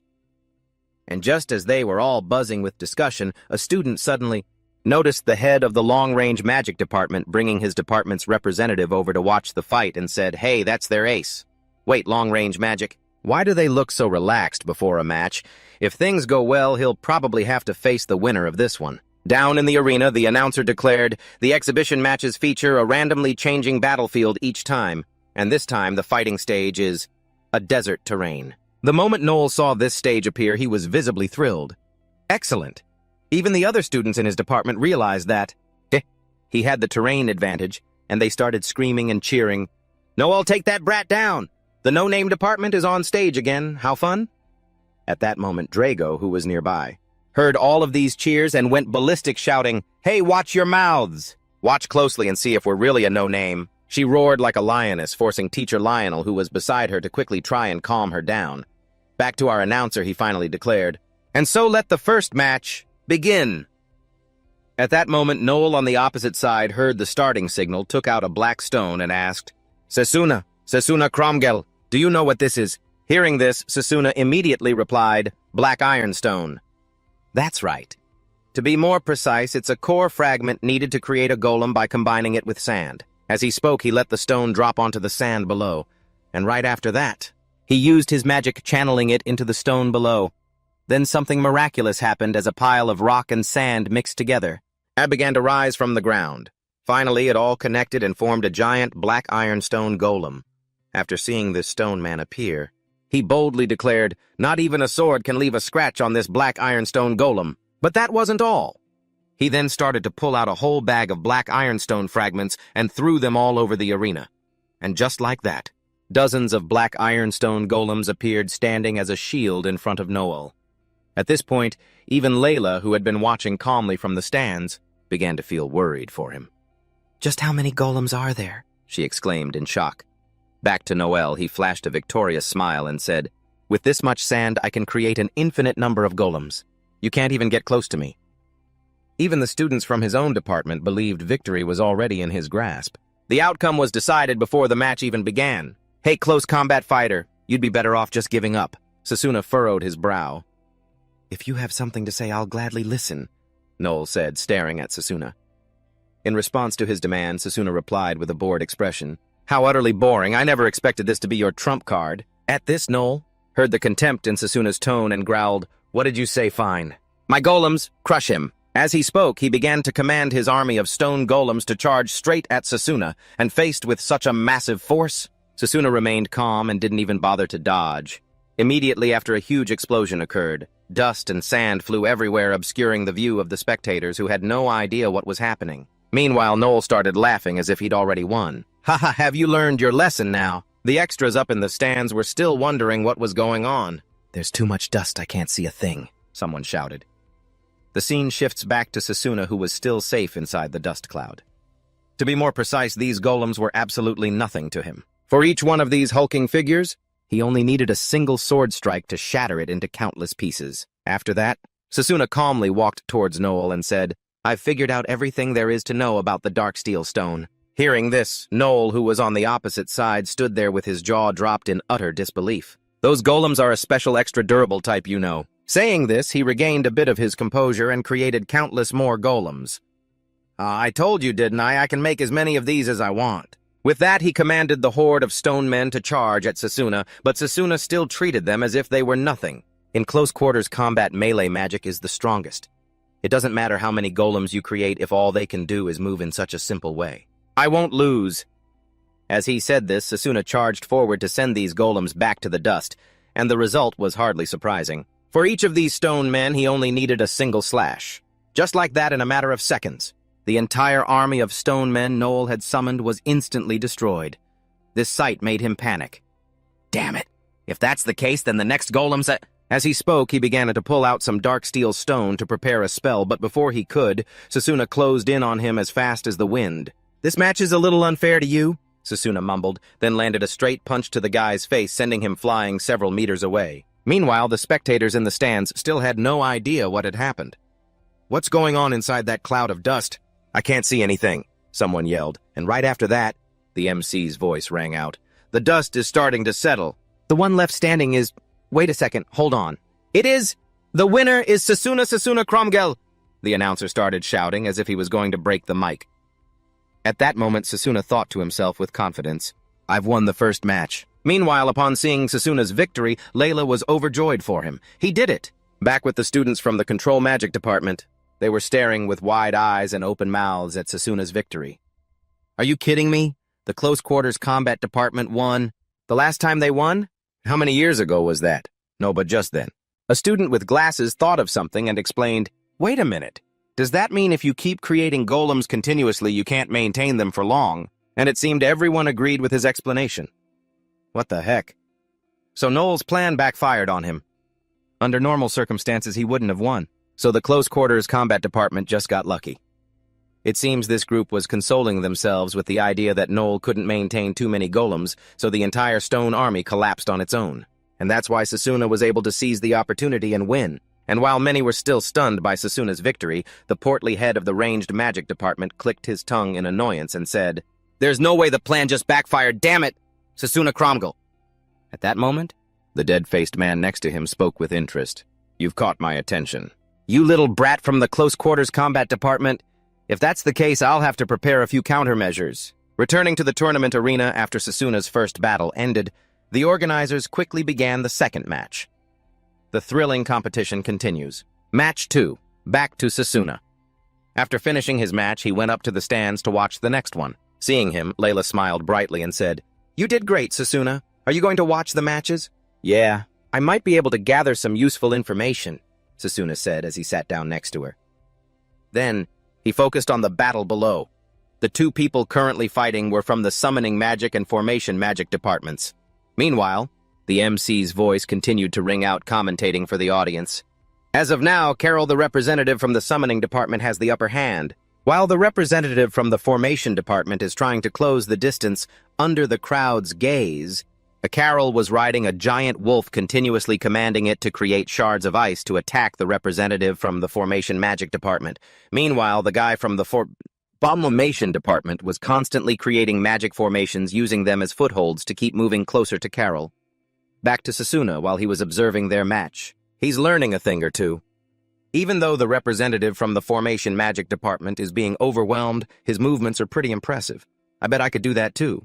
As he was thinking about close combat, Layla, who was beside him, also exclaimed, "The moves from the other magic disciplines look so cool, but I want to get stronger with close combat magic."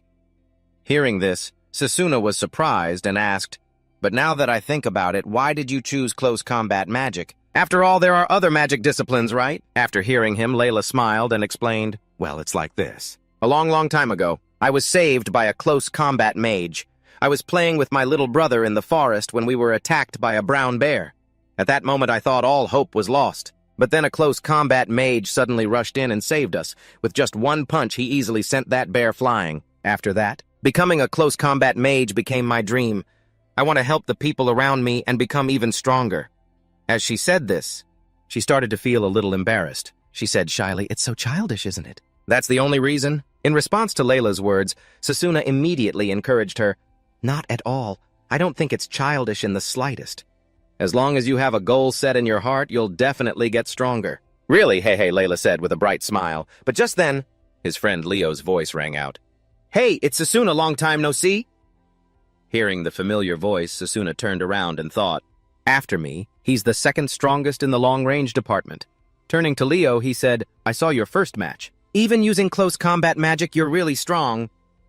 After saying that, he noticed Layla sitting next to Susuna and said with a suggestive tone, "Is that girl over there, with you?" "Like this," Leo said, holding up his pinky finger in front of his face. This made Layla blush beet red. "You've got it all wrong. I'm just Susuna's friend. I'll let you two talk in private for a bit." After saying that, she left, looking a little annoyed. Meanwhile, our boy Susuna had no idea what she was getting upset about. What's up with her all of a sudden, he wondered. Putting Layla's matter aside, Susuna turned back to talk to Leo. "By the way, I'm surprised you're not the representative for the long-range department. If it were you, you could have beaten Octa." As for Leo, his expression changed when he heard that. "This is going to sound like I'm making excuses, but you should be careful of his dirty tricks. Look, Susuna. I was tricked by Octa and lost the representative position to him." "I see," Susuna said calmly, thinking to himself, "So he's the type of person who will use any means necessary to win. I can't let my guard down." Cut to that dead-faced guy, Octa. It seems he was already starting to hatch some kind of scheme. The crafty guy opened a chest full of herbs and let out a very sinister laugh. Not long after the other matches had concluded, it was Susuna's turn to fight again. Next up is the first match of the second round, the long-range department versus the close combat department. The chosen stage is the Burning Hell. Just one fall and you're done for. After seeing the stage, Lionel and Drago muttered, "On a stage like this, it'll be really hard to get close to the opponent. It's another stage that gives the enemy an advantage. And of course this was no coincidence. The sudden appearance of a stage so disadvantageous to Susuna was all the doing of the fathead of the long-range department. Even the cunning Octa had to praise his methods. As expected of the head professor of the long-range department, pulling off a cheat like this is a piece of cake for you, sir." Hearing this, the fat man said angrily, "I have to teach that brat a good lesson. I'll make him regret choosing the close combat department." Back with Susuna, he and Layla were in the waiting room, and just as Layla was about to touch a vase on the table, Sasuna stopped her, saying, Layla, don't touch that vase. It's a magic tool. The moment you touch it, it'll activate. It will definitely drain all of your mana. Hearing that, Layla quickly dodged to the side, and as her eyes followed, the vase is emitting a purple energy that looks rather unsafe. She is startled and says to Sasuna, why would you leave something like this here? It's a trap meant for me. This is the 7th time now, Sasuna said calmly, but his words only made Layla more worried. 7 times, are you all right? Hearing that, Sasuna turned and said, I've avoided touching them, so there's no problem. After speaking, he realized who the mastermind of this incident is. The culprit is definitely that bastard. He's so cunning there's not a single trace of him. And just as Sasuna was thinking this, a sudden knock came from outside.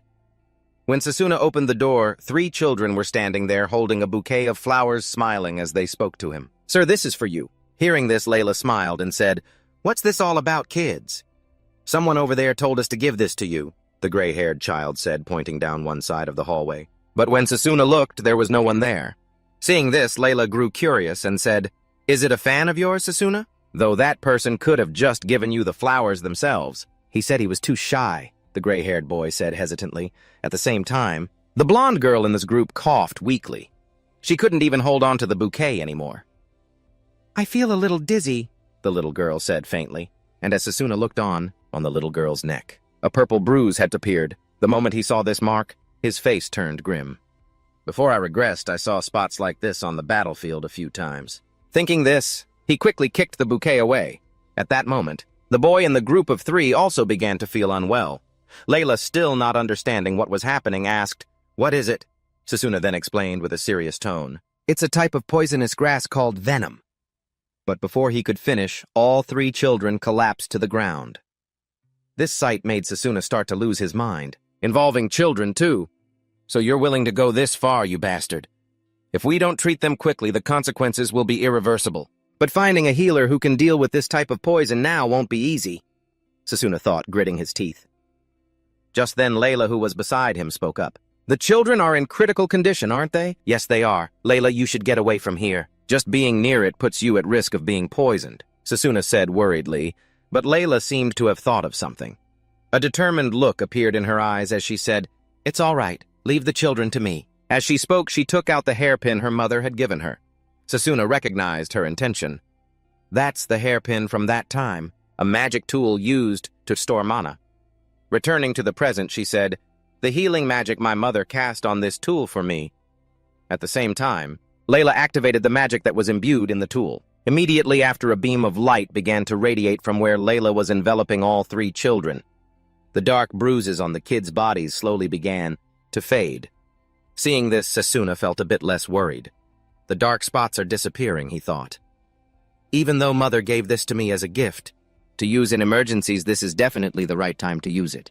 Right, Layla said. Hearing her, Sasuna smiled. Thank you so much. After speaking, he quickly enveloped his entire body in mana.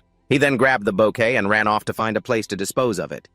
Leave the poison grass to me, Sasuna said as he left. He also remembered the characteristics of this flower. Venom grass is most potent when it blooms. I have to destroy it before that happens. But if I do it in a crowded place, the poison will spread everywhere. And as Sasuna was thinking this, the flowers began to release their terrible poison. Even though he had covered his body in mana, Sasuna still showed signs of being poisoned. But luckily, very soon after, he reached his secret training area. If I'm going to destroy it, it has to be here. And at that very moment, the bouquet in Sasuna's hand reached full bloom. Plumes of poisonous smoke visible to the naked eye began to rise from the flowers. Seeing this, Sasuna didn't hesitate to throw the poisonous bouquet into the air. He then created a mana sword and slashed the bouquet into countless pieces. And right after that, the divine tree released its holy mana to heal and purify Sasuna. Back at the arena, everyone was sick and tired of waiting for him. Hey, isn't the representative from the close combat department here yet? A black-haired man said, but the blonde guy next to him scoffed. Maybe he just ran away. Even the announcer got tired of waiting and began to speak. Since the time limit has been reached, contestant Sasuna will forfeit and contestant Octa will be declared the winner. But before he could finish his sentence, Sasuna's voice echoed throughout the entire arena. Wait! As his voice rang out, everyone in the stadium turned their attention to Sasuna. It seemed that even though he had been purified by the divine tree, there was still some poison left in his body. But right now, Sasuna couldn't care less about some stupid poison. At this moment, his heart was filled with rage as he roared at the man before him, Octa. "I'm not giving up. Fight me, Octa." But the Octa on the opposite side, after seeing Sasuna's condition, he started to laugh with an incredibly punchable smile. "In your condition, you can barely even stand and you still dare to talk big." That dead-faced bastard continued to provoke him. "Looks like you got my little congratulatory gift, huh?" Hearing his taunt, Sasuna became even more furious and yelled, "What the hell did you do? So many innocent people were harmed by that deadly poison." But Octa was quick on the uptake as soon as he heard Sasuna's question.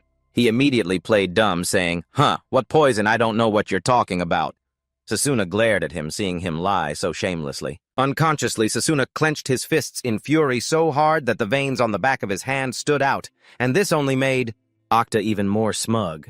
"You're so easy to provoke, Sasuna Chrome. You commoners should feel honored to serve us nobles." Hearing this, Sasuna couldn't hold it in any longer and roared, "Octa!" At this point, the announcer at the side could also see that these two contestants were absolutely itching for a fight, so he immediately announced, "In that case, round 2 officially begins." The moment the words were out, Octa instantly created a magic circle in the palm of his hand. This was his Gale magic. Then right after, he unleashed the spell towards Sasuna, forcing him to scramble to dodge it. At that moment, his friend Drago also noticed Sasuna's strange condition. What's wrong with him? His mana feels incomplete. Back with Sasuna, the high-intensity movements were causing his body to tremble with every painful pulse. Thanks to the holy tree's protection, the venom grass poison was purified. But there wasn't enough time to fully detoxify my system, Sasuna thought to himself. But he wasn't given a moment to dwell on it. The bastard across from him unleashed another barrage of spells. Left with no choice, Sasuna had to once again pick up his speed to dodge the attacks. Meanwhile, seeing Sasuna scurrying around like a rat only made Octa more excited. "I'm not done yet," he shouted as he continued to fire off spells aimed at Sasuna. Meanwhile, he had to constantly move between the rock formations to evade. "Oh, the representative of the close combat department is completely on the defensive," the announcer's voice boomed, seeing Sasuna only dodging. The portly head of the long-range magic department saw this and laughed with smug satisfaction. "Hey, it seems our preparations were well worth it. Sasuna Cromgel, you'd better prepare yourself." Back with Sasuna. He glanced up in the stands, thinking, Layla isn't back yet. I hope they're okay. But that small movement was spotted by his wicked opponent. He saw it, and while launching another spell, taunted, "Hehehe, what are you so worried about?" Sasuna didn't even bother to answer him. It looked as though his physical condition was deteriorating seriously. Sasuna's performance led some of the spectators to look on with contempt. The guy from the close combat department can only run away. They must be completely helpless against long-range fighters. Down in the arena, Octa began to attack Sasuna's resolve. "It's come to this. Why don't you just give up?" he said, launching 2 magic attacks at Sasuna. Sasuna immediately raised his hands to defend. "I'll block it with a mana shield," he thought to himself. But just as the spells were about to hit him, the layer of mana he had gathered in his hands to defend suddenly vanished. As a result, Sasuna took the full direct force of the magic attack, with no magic to defend himself. When the smoke from the explosion cleared, Sasuna's wound-covered body was revealed to everyone, and just as you'd expect, that bastard Octa burst out laughing at the sight. "Ha ha! You're all out of steam." Faced with his triumphant gloating, Sasuna just asked coldly, "Why don't you finish me off? The smartest move would be to avoid close combat and stun me with relentless attacks just like you've been doing. But all you've done is provoke me. What are you scheming? This dead-faced bastard?" Hearing that, he let out a sinister laugh and said, "I never thought I'd be getting a lecture on long-range tactics from you. But your observation skills aren't half bad. I certainly can't afford to underestimate you." Looking around just as he said right at this moment, all 4 sides around Sasuna were lava, and the only place to stand was the rock spire. Sasuna was standing there, but if the person on top used magic and shattered his stone pillar, he would fall into the lava and be toast instantly. Even the blonde-haired guy realized something was wrong and shouted his name. What the hell is that guy planning to do? Back to Octa, he muttered his thoughts for Sasuna to hear. "I followed the rules to avoid unnecessary risks. This was my goal from the very beginning." With that, he began to chant Storm Cannon, and as he spoke, his entire body was enveloped in an incredibly powerful gust of wind. "This will end it all," he declared coldly. But at that very moment, Lela appeared in the stands and shouted, "Sasuna, the children are safe!" She held up her hairpin for Sasuna to see as she spoke. Seeing this, Sasuna smiled and let out a sigh of relief. "Phew, Now I don't have to worry about them anymore. I can get back to it. As he said this, Susuna's body was suddenly enveloped in a blue magical aura, and then the wounds on his body slowly began to heal. This was the first time Octa's expression changed. How did you heal? He stammered. In response to his question, Susuna just answered calmly, "What's so surprising? I'm just using physical enhancement. I activated all of my cells.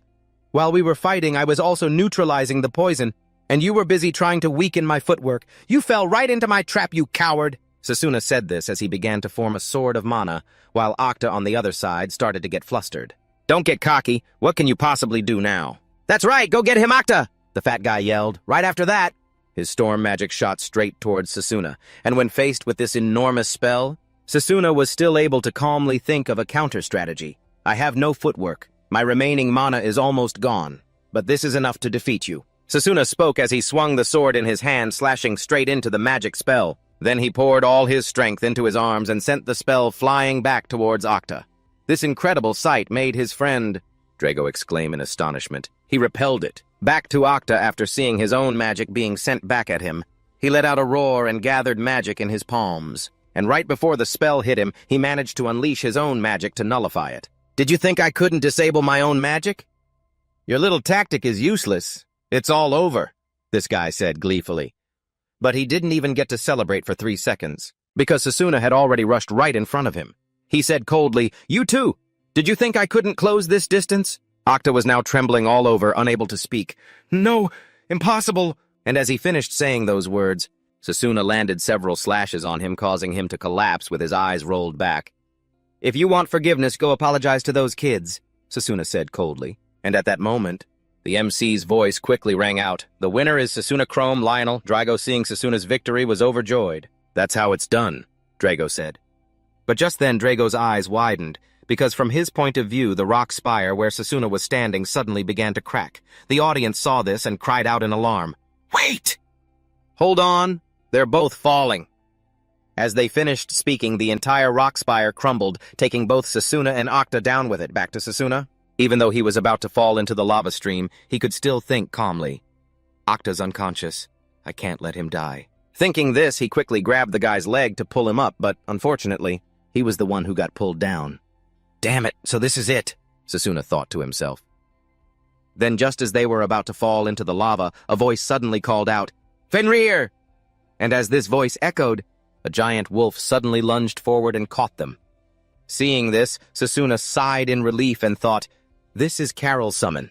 And that life-saving and timely rescue made the audience cheer endlessly.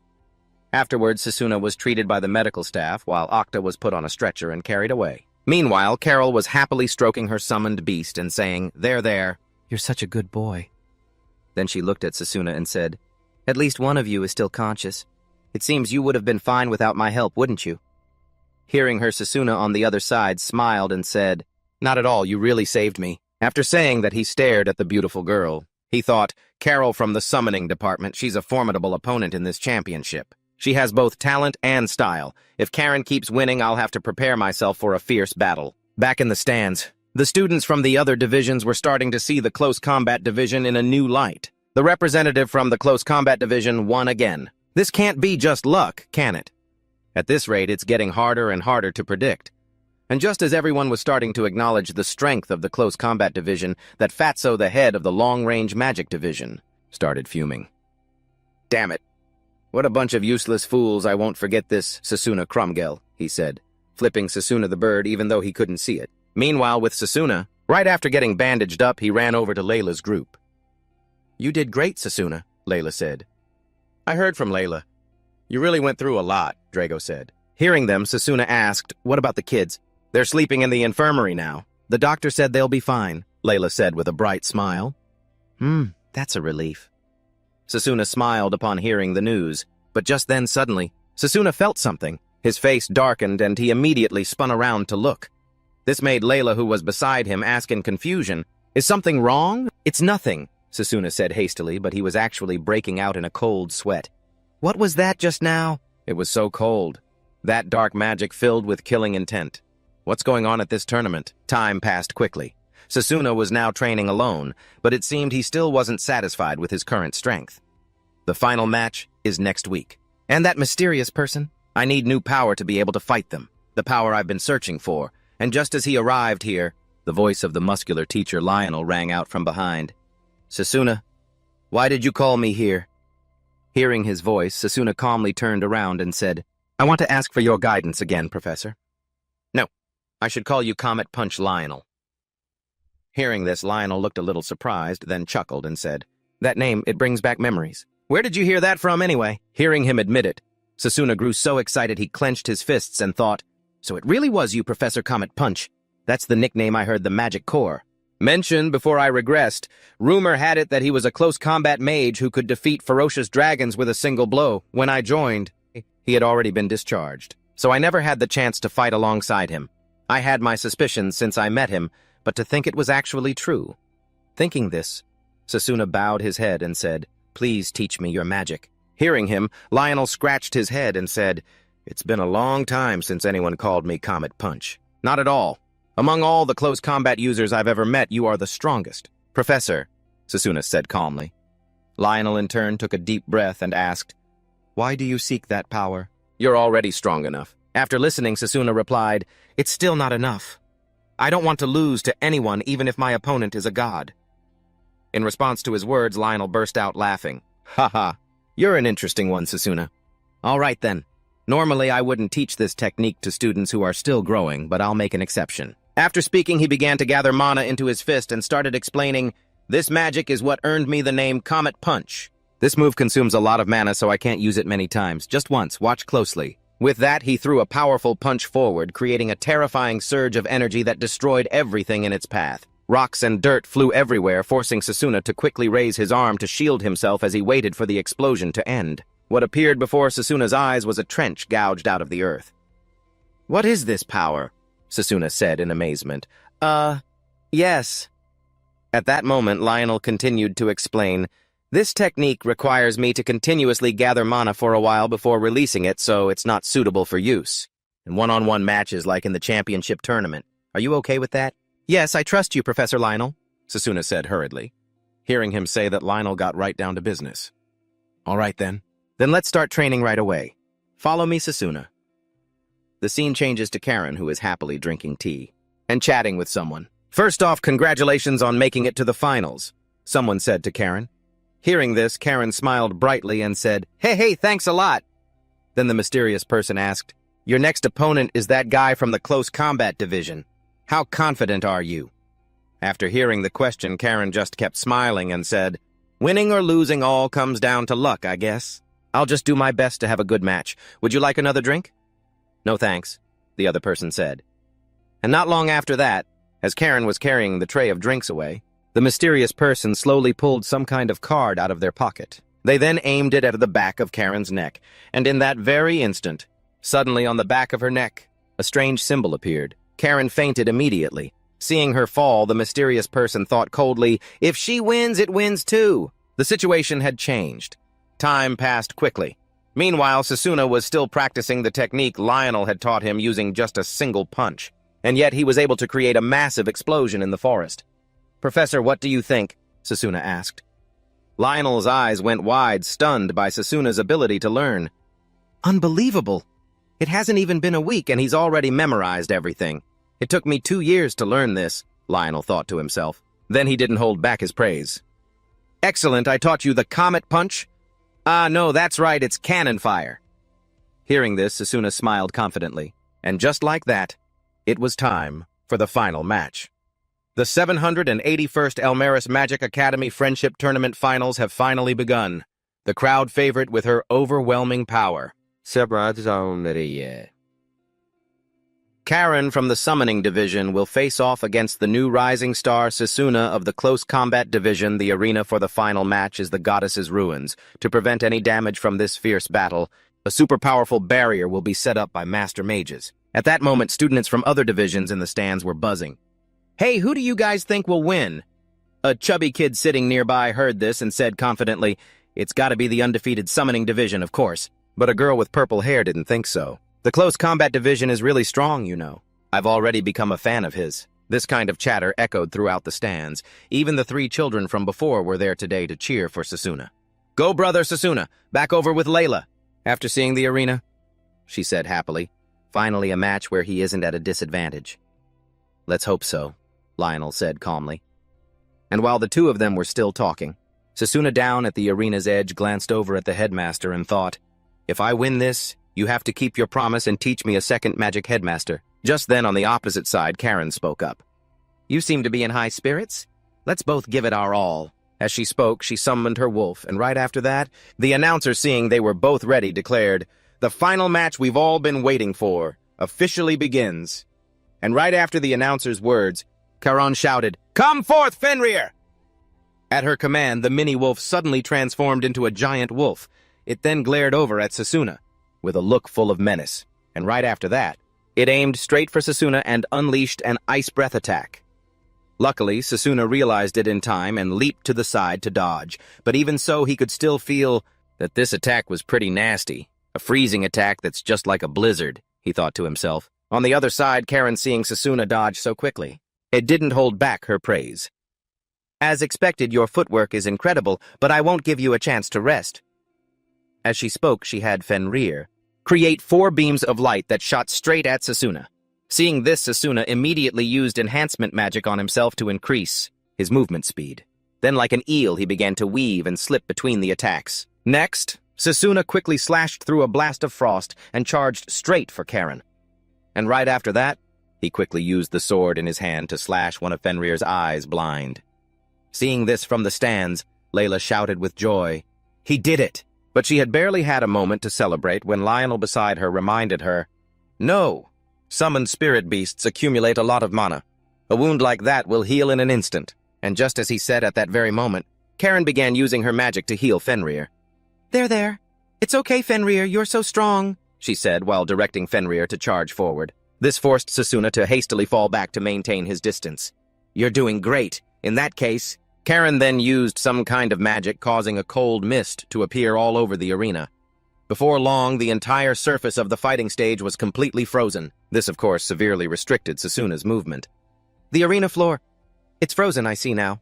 The frozen mana is being contained by the barrier, Sasuna thought to himself upon seeing this. Meanwhile, somewhere else in the arena, a mysterious figure was also observing their battle and muttered, On a frozen stage, Fenrir's attack power will be even stronger. What are you going to do? Back to Sasuna. Right now, he was also trying to figure out a counter.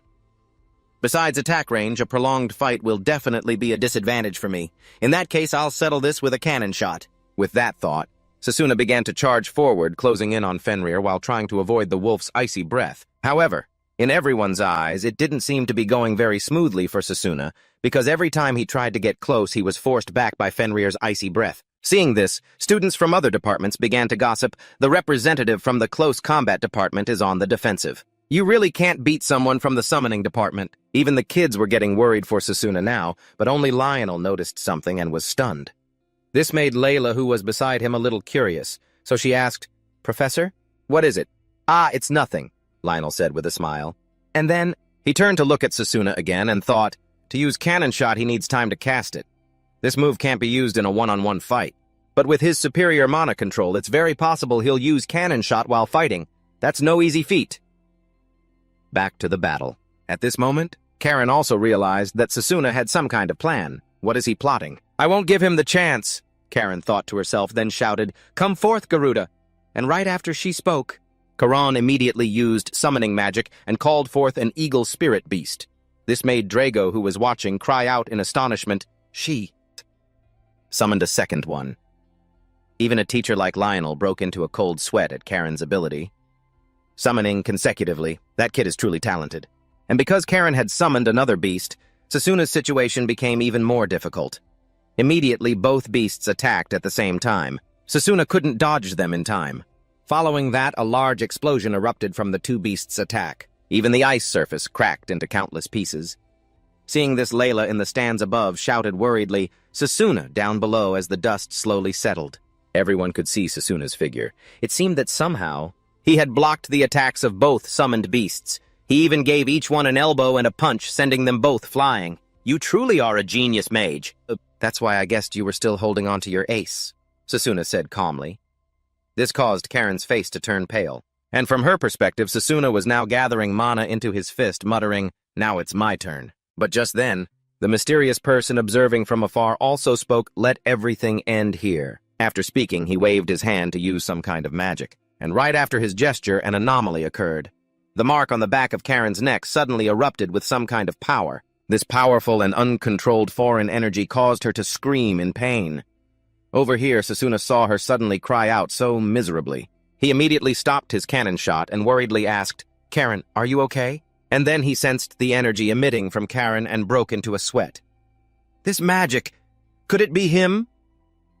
According to Sasuna's senses, this energy wave belonged to a very familiar enemy. This evil magic power, it feels exactly the same as the magic that radiates from the evil god. What the hell is going on? Sasuna gritted his teeth, thinking. At that moment on the opposite side, Karen's face suddenly contorted in pain. And right after that, she raised her hand to the sky and performed summoning magic, just like that. 4 more summoned beasts were called forth by Karen. It seems her body was being forcibly controlled by that mysterious person. Meanwhile, the audience watching didn't understand what was happening. Seeing her summon so many, they started shouting and cheering loudly. "Wow! How many summons has she called out?" But Lionel was starting to get a headache from this situation. This magic power clearly isn't coming from Karen. Stop this match immediately and take down the magic shield. What are you waiting for? What is that shield mage even doing? He shouted in anger, but unfortunately this mysterious person had already calculated everything without missing a detail. Only the one who created the shield can dispel it. I'm sure they're looking for you right now. Isn't that right, Mr. Shield Mage? He said, turning to a man with a dazed expression who seemed to have temporarily lost consciousness. And it seems control of this shield has also been seized by this mysterious person. Back with Sasuna, he was struggling against the attacks from the summoned creatures, the ones Karen had just summoned. Right now he was hastily dodging a powerful attack from this multi-headed giant. Just a single slam from it was enough to shatter the ice floor into countless pieces. And that's not all. Sasuna also had to constantly watch out for attacks from the eagle spirit beast above, or the 2-headed wolf that was always waiting for an opening to take a bite out of him. One of the best solutions was to deal with the one controlling Karen, the master of this magic. They must be somewhere around here. I have to follow the flow of magic. Sasuna gritted his teeth as he thought, turning his head to search his surroundings, but one could only say that the mysterious person had read him like a book. He had already figured out Sasuna's intentions. "But you still have time to look around," he said as he began using his magic to command the eagle spirit beast to attack Sasuna. As a result, he was grabbed by its 2 talons and slammed straight into a pillar behind him. The impact was so strong that the pillar shattered instantly. Bloody marks appeared where the talons had dug in, and finally Sasuna was thrown aside by the force of the blow. Layla, in the stands, turned pale with worry seeing him beaten so badly. Back to Sasuna, truth be told, he was in a pretty miserable state. It was unclear how much longer he could hold on. The mysterious person seeing Sasuna like this just laughed smugly. Locating the source of this mana? While fighting off several summoned beasts at the same time, someone like you can't do it. With just those 2 arms, you'll be dead sooner or later. And I'm not the only one who's realized this. Professor Lionel could also see that the situation was dire. Sasuna doesn't have time to use his ultimate attack. Besides, Karan has also reached her limit. If no one stops that mana, she won't be able to control it and will die. Following his gaze, Karen was trembling violently in pain. But then she managed to force out some words to Sasuna in front of her. "Run, Sasuna." He who was currently kicking the 2-headed dog twice in the face heard this and thought, "Just as I thought, someone's controlling her." And while he was thinking, tears streamed down Carol's beautiful face. She began to look at Sasuna with pleading eyes, then said, "Before they take your life, please, you have to run, Sasuna." As she said this, it seemed the mysterious person also controlled her body, ordering all the summoned creatures to attack at once. Seeing this, Sasuna wasn't afraid. In fact, he even used enhancement magic to proactively charge forward, dodging the attacks of the first 2 summons, the dog and the giant. Next, he dashed straight towards the easiest target, the small rabbit, and landed a solid punch on it. The powerful blow sent its entire body sinking into the ground. But taking this opportunity, the bull next to it charged at him like a tank. Sasuna, seeing this, knew he had no time to dodge, so he braced himself in the sturdiest stance possible. He enveloped his entire body in mana, and as soon as the bull reached him, he grabbed its horns tightly with both hands. Then Sasuna gritted his teeth and channeled all his strength into his arms, lifting the bull into the air. At that same moment, The remaining summons also charged at him. Seeing this, Sasuna let out a loud yell and threw the bull straight at the three beasts rushing towards him. And while he was fighting for his life, the headmaster was just watching with concern, not doing a damn thing. Luckily, Sasuna still had the reliable Professor Lionel. Reliable because at this moment he was running around frantically searching for the shield mage. As he ran, he thought, by now. Sasuna must have used up half of his mana. This situation is absolutely terrible. I have to find that shield mage as soon as possible. Don't you dare die, Sasuna! Back down below after temporarily repelling the attack from the summoned beasts. Sasuna finally had a moment to catch his breath. But before Sasuna could even take a few breaths, the rabbit he thought he had defeated suddenly appeared behind him. And before Sasuna could react, it pierced his thigh with the sharp horn on its forehead. Seeing this, Layla's face went completely pale. His leg, Layla said worriedly. By now, even students from other departments realized something was very wrong. Oh, don't you think he's going a bit too far? They said with concern. But the mysterious person, upon seeing this, just laughed with excitement. Then you won't be able to use your magic anymore. Take his life, my pets! After saying that, he waved his hand, commanding all his summoned beasts to charge forward and attack. Sasuna's situation was now extremely dire. He was surrounded on all sides by the summoned beasts, and one of Sasuna's legs had been disabled. Because one leg was temporarily unusable, Sasuna couldn't escape Fenrir's attack. It immediately chomped down on Sasuna's left arm, causing large streams of blood to spurt out from his arm. Even after it bit down, it clenched its jaw even harder as if it wanted to completely crush his arm. This excruciating pain made Sasuna scream out in agony. In his daze, he recalled some of his teacher Lionel's words. Do you all know what the most important thing for you to do in a battle is as battle mages? Hearing this, Drago immediately said it was to take down the enemy with a single powerful blow. Sasuna, however, had a different idea and said to keep the damage you receive to a minimum, while closing the distance with the enemy as much as possible, right? That's also correct. But there's something else that's even more important. It's to land a solid punch on your opponent with the mindset of, I can accomplish anything with this punch. And that's why you all will have to participate in endurance training. Back in the present, it seemed that thanks to those endurance exercises, Sasuna had finally regained his composure, and he gradually endured the pain. I finally did it, Sasuna mumbled, and at the same time, his right fist had already gathered a full charge of mana. This was the moment for him to unleash his cannon shot while the wolf was locked onto his arm. This made the mysterious person's eyes widen in surprise. No way, he shouldn't be able to use that arm anymore. Don't tell me he did that on purpose, just to hide the fact that he was gathering mana this whole time. Back to Sasuna, who was thinking to himself, these summoned beasts have lost control. If I show them a small opening like this, I can gather them all in one place and finish them in a single blow. I'll use all the mana I have left for this one punch and take all of you down. And then, under everyone's worried gazes, Sasuna unleashed her barrage attack directly at the wolf, instantly obliterating it, which also sent Karen flying. But that wasn't all. The beam of energy from this attack pierced through Fenrir's body and destroyed everything in its path, including the summoned beasts behind it. After that, Sasuna quickly rushed over and caught Karen just before her body hit the ground. Seeing that she was okay, Sasuna let out a sigh of relief. Karen's condition had returned to normal. Meanwhile, the students watching from above, unaware that anything unusual had happened, only saw that the battle was over. They began to speak up. Whoa, for real? So that means Karan lost, right? The winner is Sasuna Cromgel. This victory has been nearly a century in the making. The champion of the Elmerus Magic Academy's friendly tournament is the Close Combat Department. The announcer's excited voice rang out while other students began to feel happy for him. What was that? I've never seen that skill before. That attack was insane. Students from other departments were stunned as they witnessed his ultimate barrage technique. Did Sasuna really win? Layla said, her voice filled with emotion. Drago also nodded, saying, that's how it's done. Amazing. But the happiest person of all was none other than the blonde-haired young man Sasuna had previously dealt with. Awesome, I knew you could do it, Sasuna. No way. How much money did we win? His amazed friends exclaimed. Back to the mysterious person, his plan had failed. So he planned to turn and eliminate the mage who created the barrier. That kid is actually still alive. As expected, I shouldn't have underestimated him. You're useless now. As he said this, the man began to use magic. However, right after that, as if realizing something, the mysterious man retracted his magic.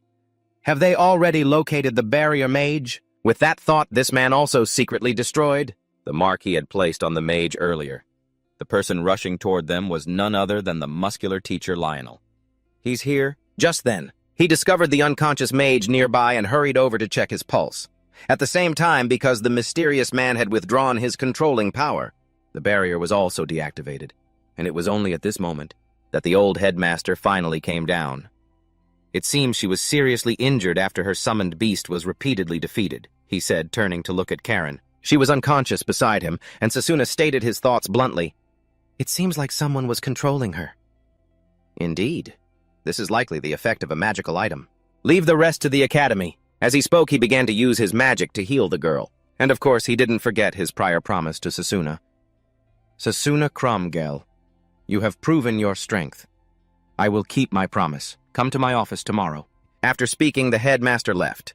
Scene changed to the infirmary. After using healing magic for a temporary recovery, the medical staff gave some instructions. Your external injuries are temporarily stable, but your internal injuries haven't fully healed. You'll need to rest for a while. Yes, ma'am, Sasuna replied with a nod. But at that same moment, a knock came from outside the door. Then, Karen's group and the kids all rushed in. Sasuna, are you okay? Seeing them, the champ waved his hand. Look, I'm fine. That's a relief, and once again, congratulations on your victory, Layla said with a smile. Congratulations. You're the pride of our close combat magic department. You were so cool, Sasuna, the kids shouted. After a round of congratulations, everyone quickly left to let Sasuna get some rest. And now was the time for Professor Lionel to speak with him privately. That barrier mage is still alive. Someone knocked him unconscious. As for Karen, she also needs to recover, but she's stable now. When she wakes up, she will certainly be questioned. But in this incident, it seems you were the real target. What do you think? He said, pointing directly at Sasuna, whose face grew pensive as if he was thinking of something. Scene changed to that evening in front of Karen's room. The mysterious person appeared there again. However, as soon as he touched the door, he was blocked by a barrier. A barrier to prevent intruders, huh? But it's useless. After saying that, he squeezed his hand into a fist, causing the barrier magic to shatter into pieces. His goal this time was none other than to eliminate Karen. Now I must eliminate her first, and then... Sasuna, I must erase all traces connected to me. As he thought this, he began to use some kind of dark magic to send Karen to the afterlife. However, just before the dark magic orb could touch her, Sasuna's figure dashed in and used his mana sword to slice through the magic in an instant. I know you were planning to silence someone, but I never wanted to see you like this, Leo, Sasuna said coldly, looking at his best friend's face. And in response to his friend's accusation, Leo just smiled as if nothing was wrong. Ha! So I've been found out, huh? And here I thought I didn't leave any traces. Hearing his words, Sasuna nodded in agreement. It's true there were no traces, but after what I just witnessed, I'm sure of it. It seems Sasuna wasn't entirely sure Leo was the mysterious figure, but he guessed that Karen would definitely be his next target for elimination, so he laid in wait here. And so with just a simple line of reasoning, Sasuna was able to uncover Leo's identity, causing the guy's face to freeze. After a few seconds of silence, he pointed to the door and suggested, Let's go outside and talk for a bit, shall we? This place reeks of medicine. And just like that, the two of them started walking outside as naturally as two friends. But as they moved, waves of pain washed over Sasuna. It was because his wounds hadn't fully healed yet. Walking ahead, Leo seemed to have reached a secluded spot and spoke up. You look terrifying, Sasuna. So how long have you known I was the culprit? In response to his question, Sasuna didn't hide anything. After the blessing ceremony, you suddenly stopped showing up as much. For someone with your personality, that was pretty suspicious. And then there was the accident that made you lose your position as the representative for the long-range magic division. No matter what tricks Octa used, there's no way you would have lost to him. Sasuna calmly stated his deductions, giving Leo a bit of a headache, surprised that it was all so simple.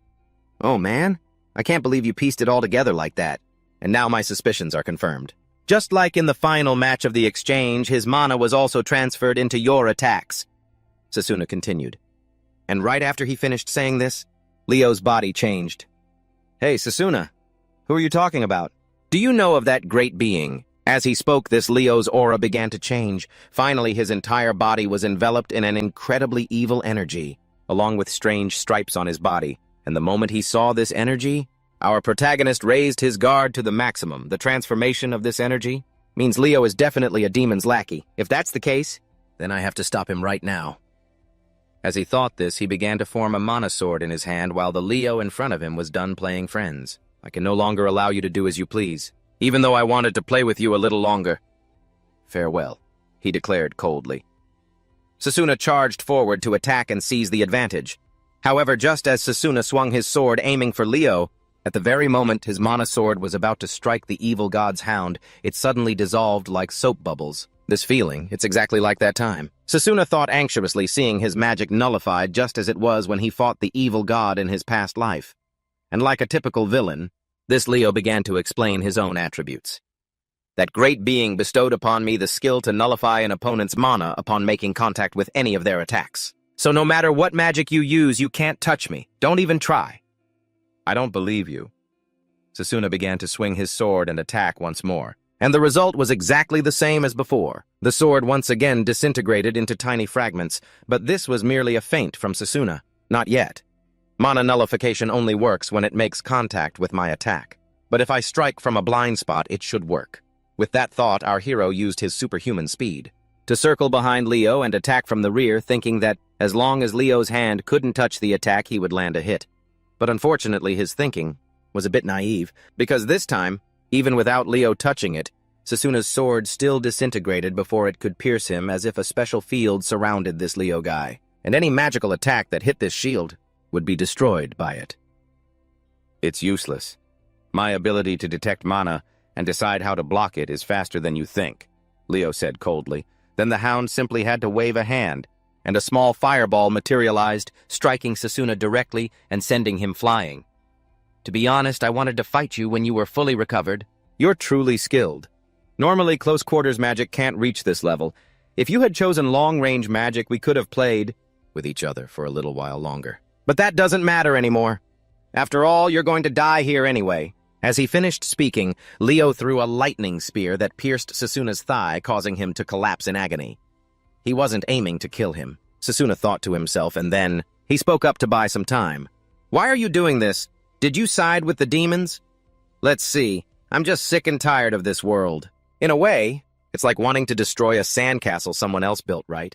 Honestly, this world just needs to be rebuilt from scratch. Hearing this psycho reveal his intentions made Sasuna furious. Just because you hate everything, you sold your soul to the demons. Stop talking nonsense, Leo. Are you even really Leo? He shouted, but the Leo on the other side seemed a little annoyed and prepared to unleash a finishing spell. At the same time, our protagonist began to gather mana into his fist. I still can't use this mana sword. I have to use it at the closest possible range for a direct slash. I need to remember the feeling of that attack. I still have a chance, he told himself. However, before Sasuna could finish his preparations, Leo in front of him began his attack. You're too slow. As he spoke, he unleashed his dark magic, aiming straight for Sasuna, and at that moment, our protagonist had nowhere left to run. His casting speed is too fast. Is this the power of an evil god? Sasuna thought to himself. And in that most critical moment, the headmaster's voice rang out, Stop! Along with his voice, a magic spell appeared in front of Sasuna, helping him block Leo's attack. White flame magic, both of them thought to themselves. Then another pillar of fire shot towards Leo on the side, but he instantly nullified it. As for the old headmaster and his dragon, they had made a badass appearance on the roof, not far away. Sorry I'm late, he said to Sasuna. Not at all, sir. You were just in time to save me, Sasuna replied, shaking his head. Then the headmaster looked directly at Leo and asked, Are you the one who caused the incident during the competition? In response to his question, Leo admitted it bluntly. So you figured it out, huh? And I sensed the residual mana, so I followed the trail, he explained. Ha, as expected of the head of this magic academy. Leo laughed in praise. I didn't want to suspect that one of my own students had done such things. I'll have to place you under arrest. Leo Furcrest! The headmaster declared, simultaneously waving his hand to command his dragon, which began to spew fire directly at Leo. Sasuna, who was standing nearby, could also feel the terrifying power of this attack. However, like so many other magic attacks, it was neutralized the moment it got near Leo. So this is the legendary magical beast, the strongest in the rumors, the White Dragon.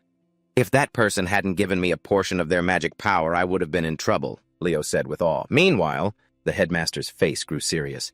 Magic nullification? So it's real. Beside him, Sasuna heard this and turned to ask, Sir, you know about that magic? Yes. It was recorded in my family's archives, the Silver Rocks. When the nameless dark power awakens, the world will be plunged into disaster and magic nullification. It is one of those powers. Back to Leo, seeing that the headmaster's magic had no effect on him, he was no longer worried. Magic has no effect on me. And the same goes for you, Danny Silverrock. As he spoke, the villain began to gather a type of magic that looked anything but weak. It was a composite magic combining 3 elements. At the same time, a strange symbol appeared in both of Headmaster Duncan's eyes. Then, before Leo could use his magic, he spoke. "Take 2 steps to your right, Sasuna." The Headmaster's eyes, he wondered to himself. But by this time, Leo had already launched his attack, so he had no choice but to follow his instructions and dodge to the right. And what do you know? They both dodged all of Leo's energy arrows with incredible ease. He dodged it. It should have been a direct hit, he thought to himself. And Headmaster Duncan, seemingly reading his mind, teased, "Surprised. Did you think only your magic would have any effect? It seems you have some interesting magic of your own, huh? But what about this?" As he spoke, Leo's entire body erupted with a terrifying power, and Sasuna immediately recognized it. "This is the power of an evil god. I won't let you leave here alive," he said with a cold expression on his face. "It seems this fight won't be easy." Danny spoke, and the weakling Sasuna caught in the middle of this battle was freaking out. "This is bad. If they both really fight at full power, this place will be destroyed." "Sasuna," Headmaster Duncan said as he turned to look at him. And without needing any more words, Sasuna understood his intention. "I understand." Hearing him say that, "Sarati portite pai," the Headmaster felt reassured and began to use his magic.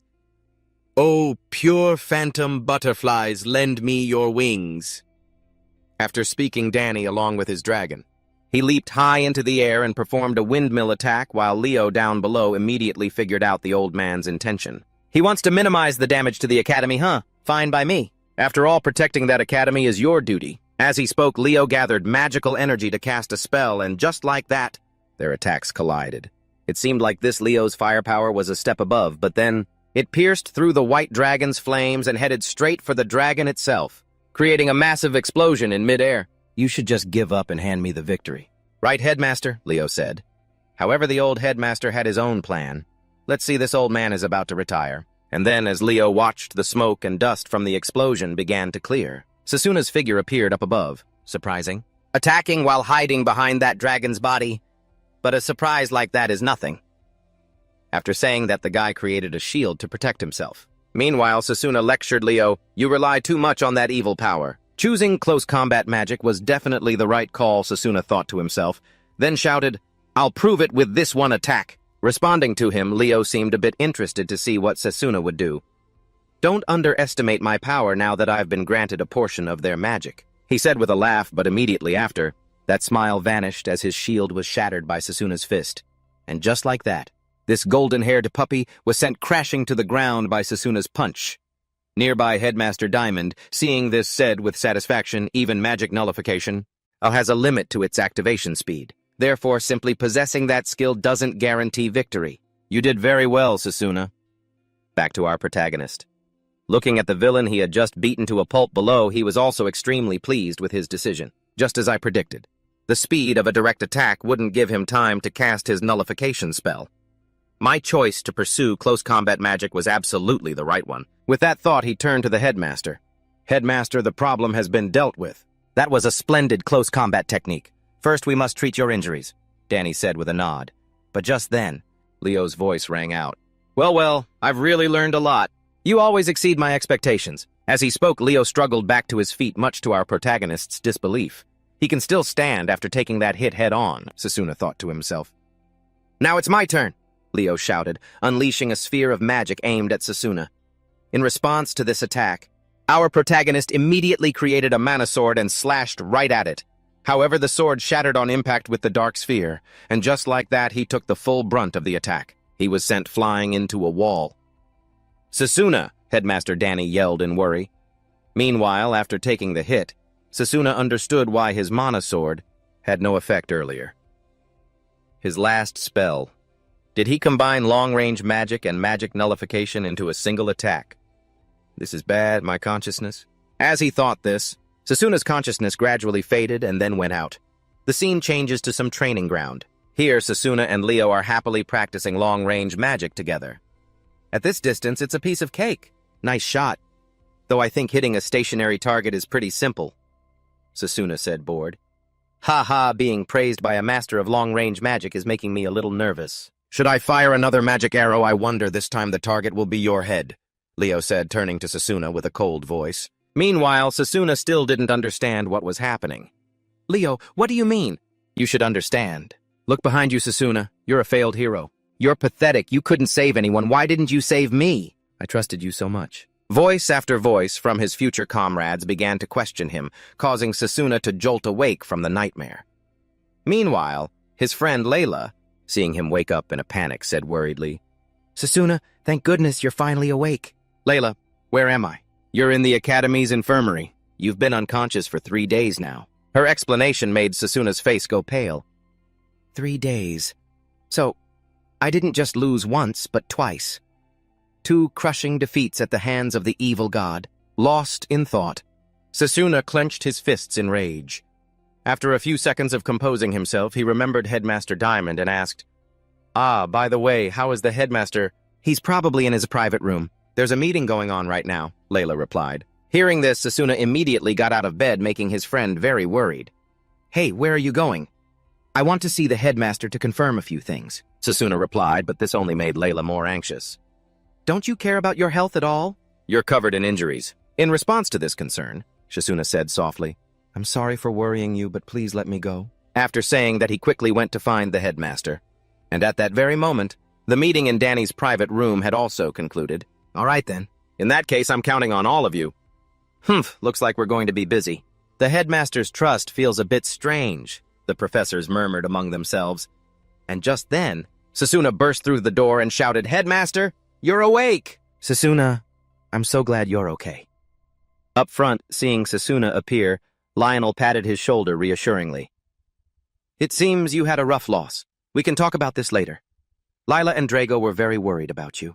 After saying that, he waved goodbye, leaving Sasuna and Daniel to talk alone. Once they had all left, our protagonist grit his teeth and said, I'm sorry for letting you down, sir. Can you please tell me what happened after that? As soon as he finished speaking, countless pains shot through Sasuna's body from his agitation. Don't get too worked up. You're still injured. Danny spoke up and began to explain everything that happened after you passed out. As he spoke, he recalled the events from the evening 3 days ago. After defeating Sasuna, that guy Leo had no intention of attacking further. I'd really love to finish you off right now, but it seems I've used up too much magic for today. Let's see. Still, the joy of victory feels pretty good. I'll be going now, Headmaster. See you later. He gave a polite farewell before stepping into the spatial rift behind him and disappearing. Meanwhile, Danny on the other side had no intention of stopping him. Go on. I don't want to let him escape, but inside that portal is something I've never seen before. A dark power. I need to prepare myself properly. Back in the present, after hearing the story, Sasuna stroked his chin and spoke. I see. The eyes inside the portal. An unknown existence. Do you perhaps know something about it, Sasuna? I want you to tell me exactly what you know. Headmaster Daniel said, his voice filled with seriousness. Those who have tasted defeat once will grow stronger. But for someone who has failed 3 times, Sasuna's 3rd attempt is now beginning. Back to our story. The headmaster also removed his glove, revealing a very strange magic seal. Then he asked, aside from that, do you also know about this magic? Can you tell me? I want to trust you. Hearing him ask this, Sasuna frowned in thought. The future, should I tell him about it? But a story about turning back time? He'll never believe me. The more he thought, the more restless Sasuna became, and Headmaster Daniel could see he was struggling. So he asked again, is there a reason you can't talk about it? Without answering his question, Sasuna continued to think, and suddenly an idea popped into his head. I know. What if I tell him about that? Sasuna spoke up. Headmaster, please check the necklace of rebirth. Over here. Daniel, hearing this, was a bit startled and took out the necklace to inspect it. Then he exclaimed, this is the blessing of the time spirit. It's gone. Does that mean it was used in another timeline? That's right, Headmaster. 15 years from now, out of regret, I used the necklace's power. After that, Sasuna began to explain in detail everything that had happened in the future, for him to hear. I understand the situation now. I was assassinated and the evil god destroyed the world. Indeed, this is a future that's hard to believe, if there wasn't any proof. However, even with the power of the time spirit, turning back time requires immense willpower to achieve. At this, he stood up, walked over to Sasuna, and placed a hand on his shoulder. You've had to bear this tragic fate all alone until now. From now on, I will be your strength. Thank you so much, sir. he said joyfully, thinking to himself, now I can finally face the evil god alongside the headmaster. The two of us will save the world from its fate of destruction. Back with Headmaster Daniel, he says, Sasuna, I will teach you the second type of magic to confront the evil god. It's a special source of power that doesn't belong to any magic you've known before. It's called spirit magic. Let's move to a different location, shall we? After that, the two of them began to move towards that giant ancient tree, where Sasuna often trained. Here, Daniel began to explain further. All right, now spirit magic is magic that combines the caster with a spirit. By using magic as a catalyst, it allows you to contain immense power within your body. Unlike the conventional magic system, this combination of magic becomes possible. That is its main characteristic. Beside him, Sasuna still looked a bit confused after the explanation, so the headmaster decided to demonstrate it for him directly. It's faster to show you than to explain it. As he finished speaking, a special symbol appeared in his eyes, just like when he fought that Leo fellow. Sasuna, let's play rock, paper, scissors. What? Sasuna asked, confused. Well, I can't exactly spar with someone who's injured, can I? Rock, paper, scissors? As he spoke, they both held out their hands, and the result was, the headmaster won. I win. Let's play again. The old man suggested they continue. However, the more they played, the more Sasuna's expression darkened, as he couldn't win a single time. He was even starting to question his own existence. And to answer his unspoken question, Headmaster Daniel revealed the answer. This is one of the powers of the time spirit and eye of perception. It allows me to see a few seconds into the future. There are many spirits in this world. If you make a pact with a wind spirit, you can learn to fly. If you have the power of a water spirit, you can evade physical attacks. Listening to the headmaster, Sasuna started to burn with excitement. This is amazing. It's beyond anything I could have imagined. If I master spirit magic, I'll be able to utilize my close combat magic even better. Unaware of Sasuna's thoughts, the headmaster continued his explanation. This magic requires a pact with a spirit, but first there are some basic steps. The timing is perfect. Let's try it right now. As he spoke, he closed his eyes and began to focus his spirit. After completing this step, he turned to explain again. Become one with nature by emptying your mind. Spirits exist everywhere. First, you must feel their presence. Hearing this, Sasuna also began to try. Is this how you do it? Oh, spirits, lend me your power to fight against the evil god, he began to call out in his mind. But after a few seconds passed, nothing happened. The young man's face was now turning purple. I can't feel anything. Seeing this, Headmaster Daniel said with some unease, this might be due to the resentment in your mind. To become one with nature, you must achieve a state of inner peace. In other words, don't think about anything, just feel. Following his words, Sasuna began to focus once more. Am I thinking too much? It's true. I'm always thinking that I have to try my hardest, be more efficient, get stronger as fast as I can. I can't lose again. If I lose again, I can't stop now. I have to get rid of these distractions. I have to try harder. But the more Sasuna tried to focus, the more he thought, and it was written all over his face, forcing the headmaster to reassure him. Don't be so hasty. It took me 3 years. And to become one with nature, you can master it within 5 years before the evil god descends. But that will be too late. I have to learn it as fast as possible. We don't know when the apostles will attack again, he said bitterly. Apostles? They're beings from the outer world. Just like the evil god, each one possesses a special source of magical power, and Leo, the one who uses nullification magic, is definitely an apostle. Before I regressed, I had only ever fought one apostle, and even though I had an advantage with long-range magic, they were still incredibly powerful. After hearing this, the headmaster mumbled to himself, the dark power of 12 individuals recorded in the legends of the Silverox family. The others must be hiding somewhere in this world as well. Just like Leo, Sasuna added. I understand how you feel, but don't rush. Emotional turmoil can lead to a crisis. As he said that, he seemed to think of something and spoke up. Ah, that's right. You might be able to grasp something while practicing inside a dungeon. Practicing in there, he asked again, but it seemed like it would take too long, so Headmaster Daniel didn't elaborate.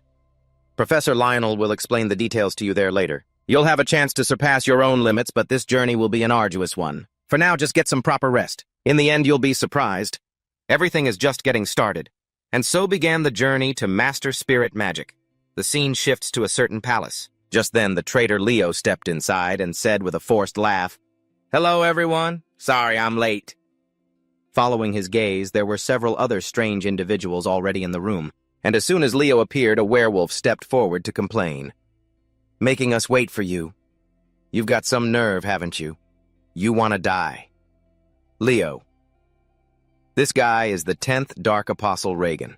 Without waiting for Leo to explain, someone dressed like a jester hanging upside down from the ceiling spoke up.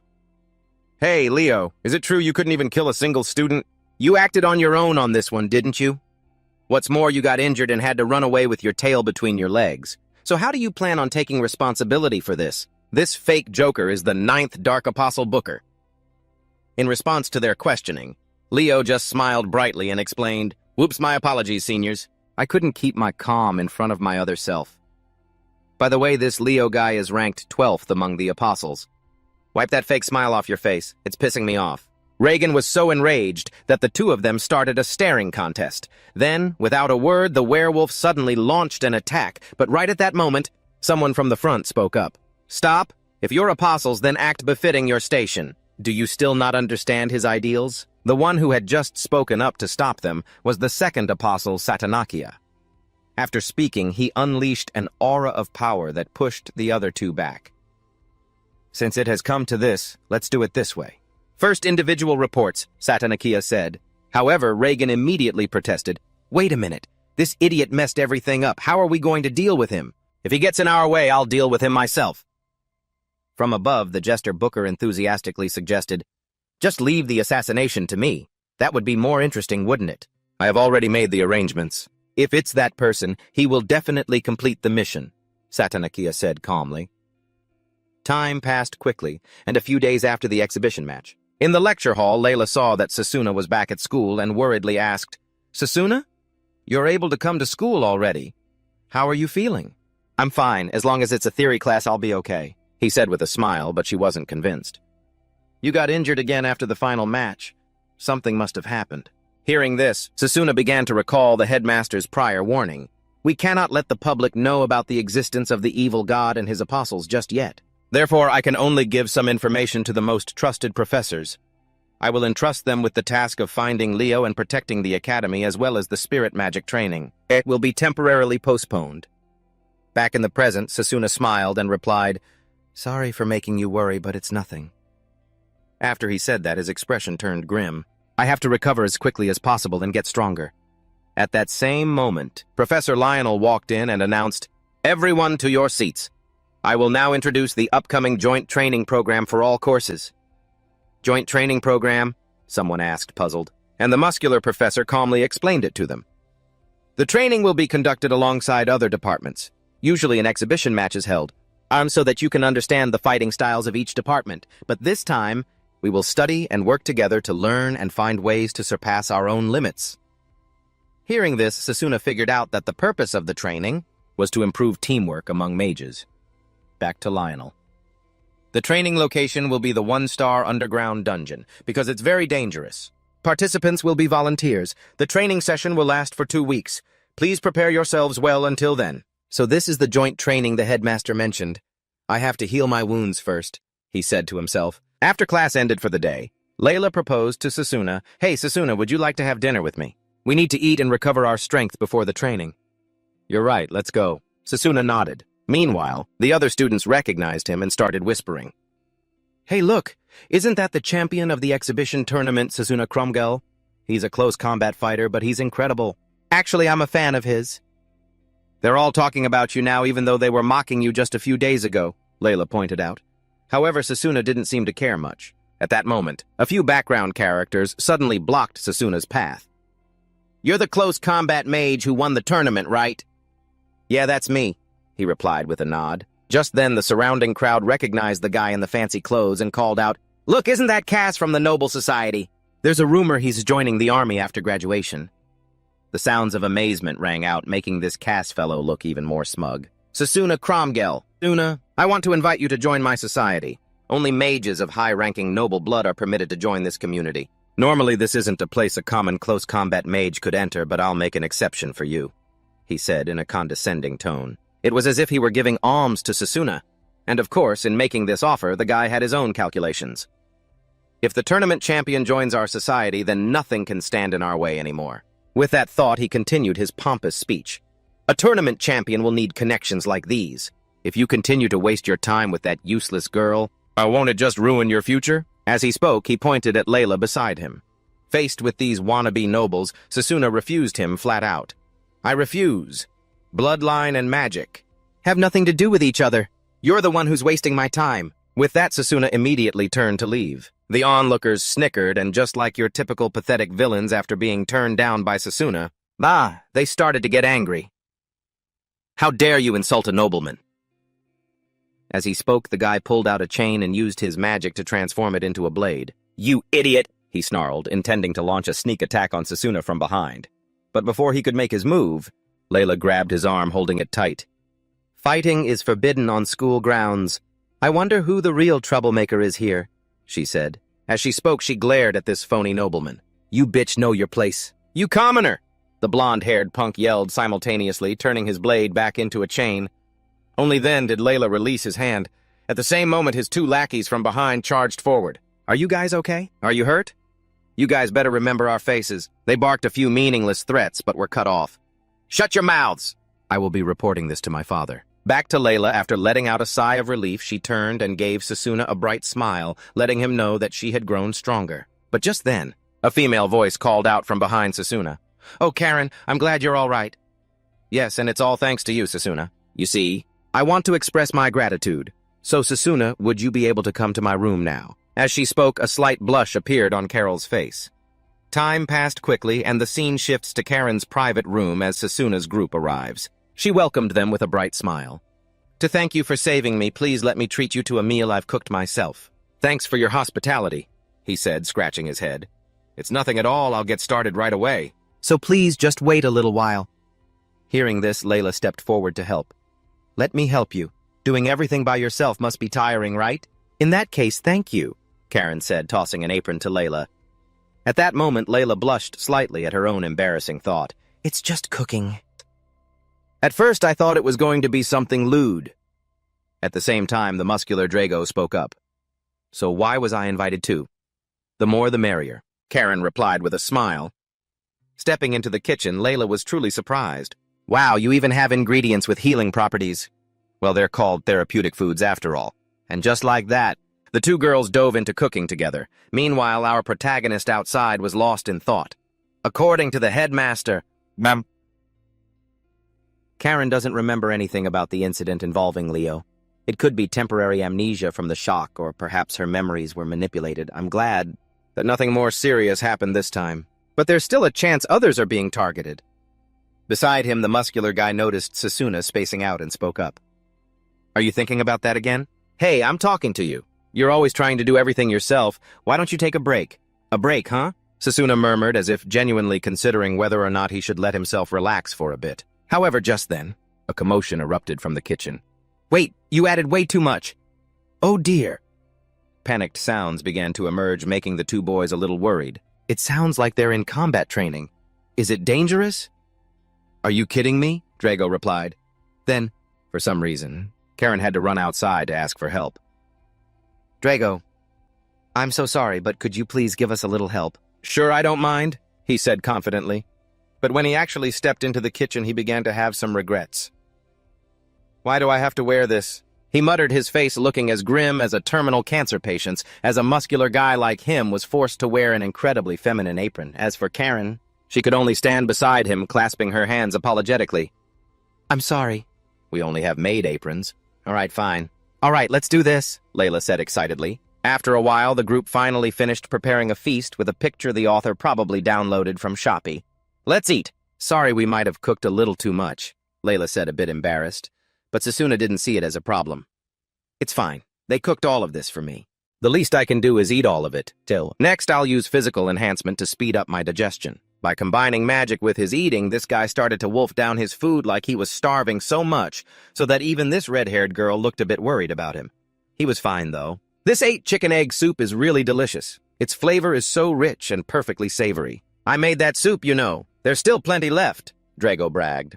Looks like we really have to reevaluate this guy. Even though he looks a little intimidating when it comes to cooking, he's no slouch. Well, then I'll have some more of that soup, Sasuna said gleefully, and his words also made Karen feel like she'd lost to a man. I lost just like that. The group began to enjoy their meal together, and Sasuna thoroughly enjoyed the atmosphere. This isn't so bad.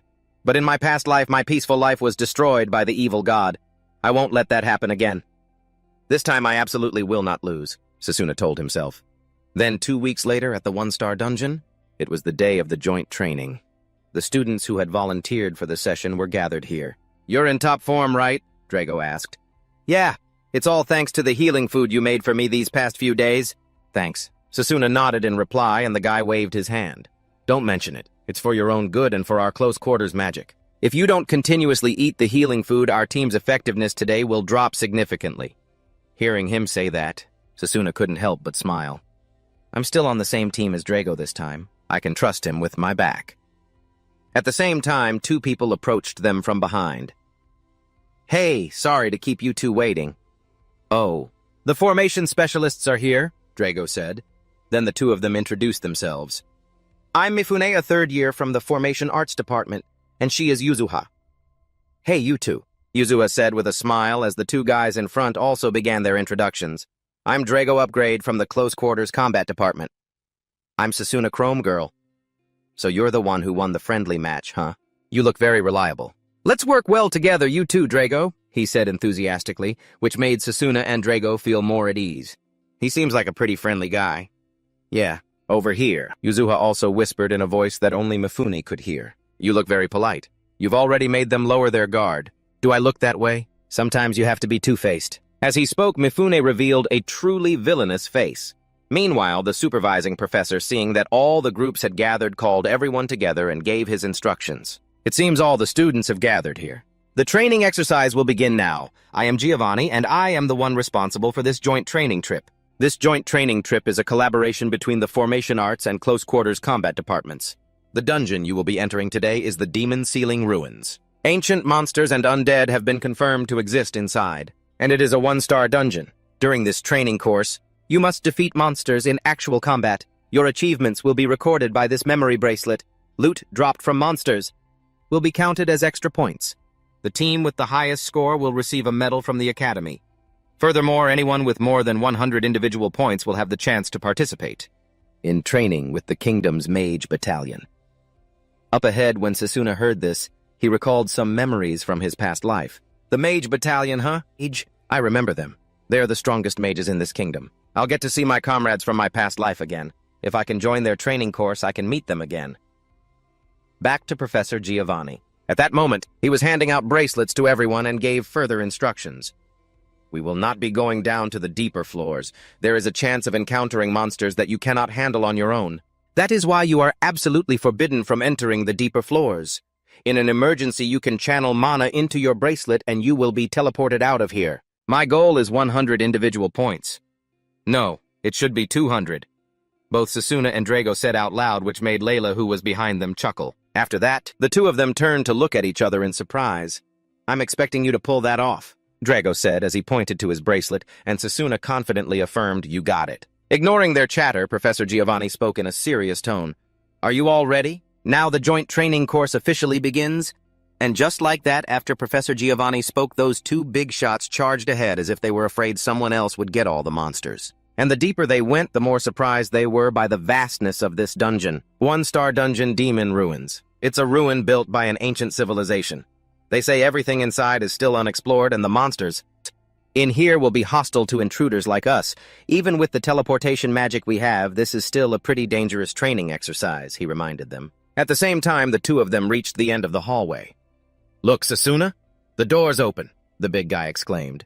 And then what appeared before them was a massive hall. "Amazing, I never thought there'd be a room this huge." "Underground." Beside him, Sasuna nodded in agreement. "I see some ancient plants. Was there really a civilization in these ruins? I remember the headmaster saying this training would be useful for a future mission. My current goals are spirit magic and the points from this training exercise. I'll get as many as I can," Sasuna thought with determination. Just then, the rest of the students began to arrive one by one. "Jeez, you 2 are too fast," the guy Mifun complained, and it was here that their paths split in 2, causing the group to hesitate. "This is where we split up. Which way should we go? Is this the right way? The other paths are obviously traps." Murmurs began to spread through the group. Seeing this, The fox-faced guy Mifune scoffed from the back. That's right. A bunch of idiots. In a training exercise. They said going down the deeper path is the right choice. As he said this, he pointed in one direction and suggested, "We'll go that way." Back to Sasuna, he also agreed with Mifune's words. Since this was a scramble for points, what he said wasn't wrong. But thinking about it, he walked up to a wall in front of them and knocked on it. "Is this wall fake, Sasuna?" Drago asked. "That's right. These plants are growing here in a strange way. I suspect there's a large room behind it," Sasuna explained. However, Mifune wasn't convinced and thought it was just a coincidence. "No, I can hear the wind on the other side." Sasuna continued to persuade them, but before he could finish, the big guy, Drago, channeled his magic and punched straight through the wall, shattering it into pieces. At the same time, it revealed a secret passage behind it. "See, this is the right way, isn't it?" Sasuna said with a smile. After that, the four of them quickly moved on. "Yeah, that was smart. And Drago's strong, too. This way we'll get more points." The fox-faced guy let out a cunning laugh, and so they started down a spiral staircase and accidentally triggered a rock trap, causing a giant boulder to fall from above. "Leave it to me," Drago yelled simultaneously, using his mana sword to shatter the massive rock. "You're really excited, Drago. Of course, if we show them how strong we are, they'll have to acknowledge melee mages. Besides, I don't want to lose to you," Drago said with a laugh. But right after that, a few arrows came flying from behind the group. Luckily, Sasuna spotted them in time and managed to dodge. Then our protagonist used his own agility to weave through the arrows and destroy the magic circle that was firing them. Not just his reflexes, but his perception is on another level too, Drago thought, impressed. He then said, "Now we should start disarming traps. It'll be easier with the third-year seniors here." Drago suddenly noticed something and shouted, "Look, Sasuna, there's a chest!" However, before the two of them could reach it, a figure flew past them from behind. After that, the chest was teleported into the hands of the fox-faced guy Mifune, who was behind them. "Nice got one. Thanks for letting me have it, Drago," the guy said mockingly. At the same time, his current score was 15. Behind him, Drago's face went blank. He said in a regretful tone, "So this is a contest of speed. I won't lose next time." And so, they continued deeper into the dungeon. But whenever Sasuna and Drago found a treasure chest, that guy Mifune would quickly snatch it from behind them. Even when fighting monsters, he would use his teleportation magic to rush in and steal the kill without any shame. As a result, the big guy Drago was exhausted as an ox, but had hardly earned any points. "You're strong, but you lack observation skills. At this rate, you'll never catch up," he lectured condescendingly, making Drago's face darken with anger. Meanwhile, Sasuna now understood exactly what kind of person he was. "Discussing how to share points is crucial in dungeon exploration, yet you steal them from your juniors. Is that how you do things?" Sasuna confronted him. "You're pretty blunt, aren't you?" Mifune replied. "Well, that's just how it is sometimes. I'm not some muscle head who only knows how to train. You know. You're talking about all those rules and regulations, aren't you? First of all, humanity has always been known to use others to achieve their goals. If you're that mad about it, then why don't you go ahead and do it, that is if you even can." Mifune's provocative words actually made Sasuna rate him higher. This guy's pretty sly. He can teleport with ease because he has two different types of magic circles. It's very convenient and catches people off guard, but it still has a weakness. And so does Mifune. We've been fighting monsters for a while now, but it seems she doesn't care much about her score. Does she have another objective? Sasuna pondered. This isn't good. Just a little more. We'll clear this place out in no time, the fox-faced guy said with a grin. Their current scores: Yuzuha 50 points, Mifune 80 points, Sasuna 35 points, Drago 10 points. Back to Sasuna. As he stepped inside the room, he suddenly sensed something incredibly strange. However, before he could make a judgment, Mifune started using his usual trick, using a paper doll to teleport the chest. But unfortunately for him, it failed this time. Just as the paper doll flew near the chest began to emit an incredibly bizarre aura. Sasuna realized something was wrong and quickly tried to stop him. "Wait, that thing is... only a fool would wait." Mifune complained, unaware of the danger that was about to befall him, and just as Sasuna had feared right after that, the chest shot out a blast of energy, sending Mifune flying backward. Then, a hand reached out from inside the chest. This was supposed to be a one-star dungeon, but this monster, it's on a completely different level. Is there something wrong with this dungeon? Sasuna worried as he looked at the corpse before him. Why would he be in a place like this? The Lich King. They say his black flames bring nightmares. Sasuna wondered to himself as the Lich King himself complained to them, "You who have disturbed my slumber." will pay with your lives." As he spoke, he stuck out his meter-long tongue to intimidate the group in front of him. And it worked. The big guy's face showed a hint of worry. "It can talk." No time to answer. Sasuna immediately got into a fighting stance. "He's dangerous. Get Mifune out of here. I'll hold him off." "Hey, Sasuna, how many points do you think this guy is worth?" The big guy's voice was filled with excitement.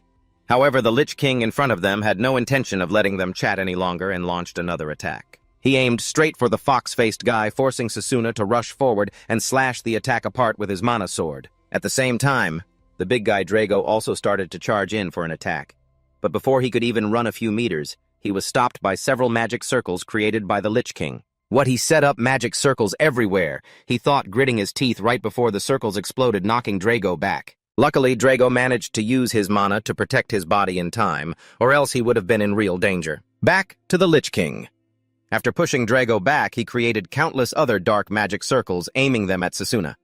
Just one look at this attack was enough for him to know the Lich King was using multicasting. His intelligence and power were definitely at a 4-star level, a huge disparity compared to the 1-star dungeon that the professor mentioned earlier. Then countless streams of dark energy shot out from the magic circles, forcing Sasuna to swing his sword continuously to fight back. However, the Lich King hadn't forgotten about Mifune and created another magic circle right above his head. "Wake up, Mifune!" Sasuna shouted, however. It seemed it wasn't Mifune's time to die yet. At the critical moment, Drago ran over and shattered the magic circle with his sword. Only then did the fox-faced guy groggily wake up. Meanwhile, turning to Yuzuha, 2 magic circles also appeared above her head, targeting her. And whether Yuzuha noticed or not, she didn't react at all. In the end, it was Sasuna who had to rush over and pull her aside. "Are you all right?" "Ah, I'm fine. Thank you," she said calmly, which made Sasuna feel that something was off, but he couldn't quite put his finger on it. Where on earth is this feeling coming from? Then after saving the 2 liabilities, he turned to Drago. "Drago, let's begin." "Yeah, I've been waiting for this," Drago said excitedly, while the fox-faced Mifune schemed in the background, planning to steal the kill. "What the hell are those guys talking about? Not that I really care.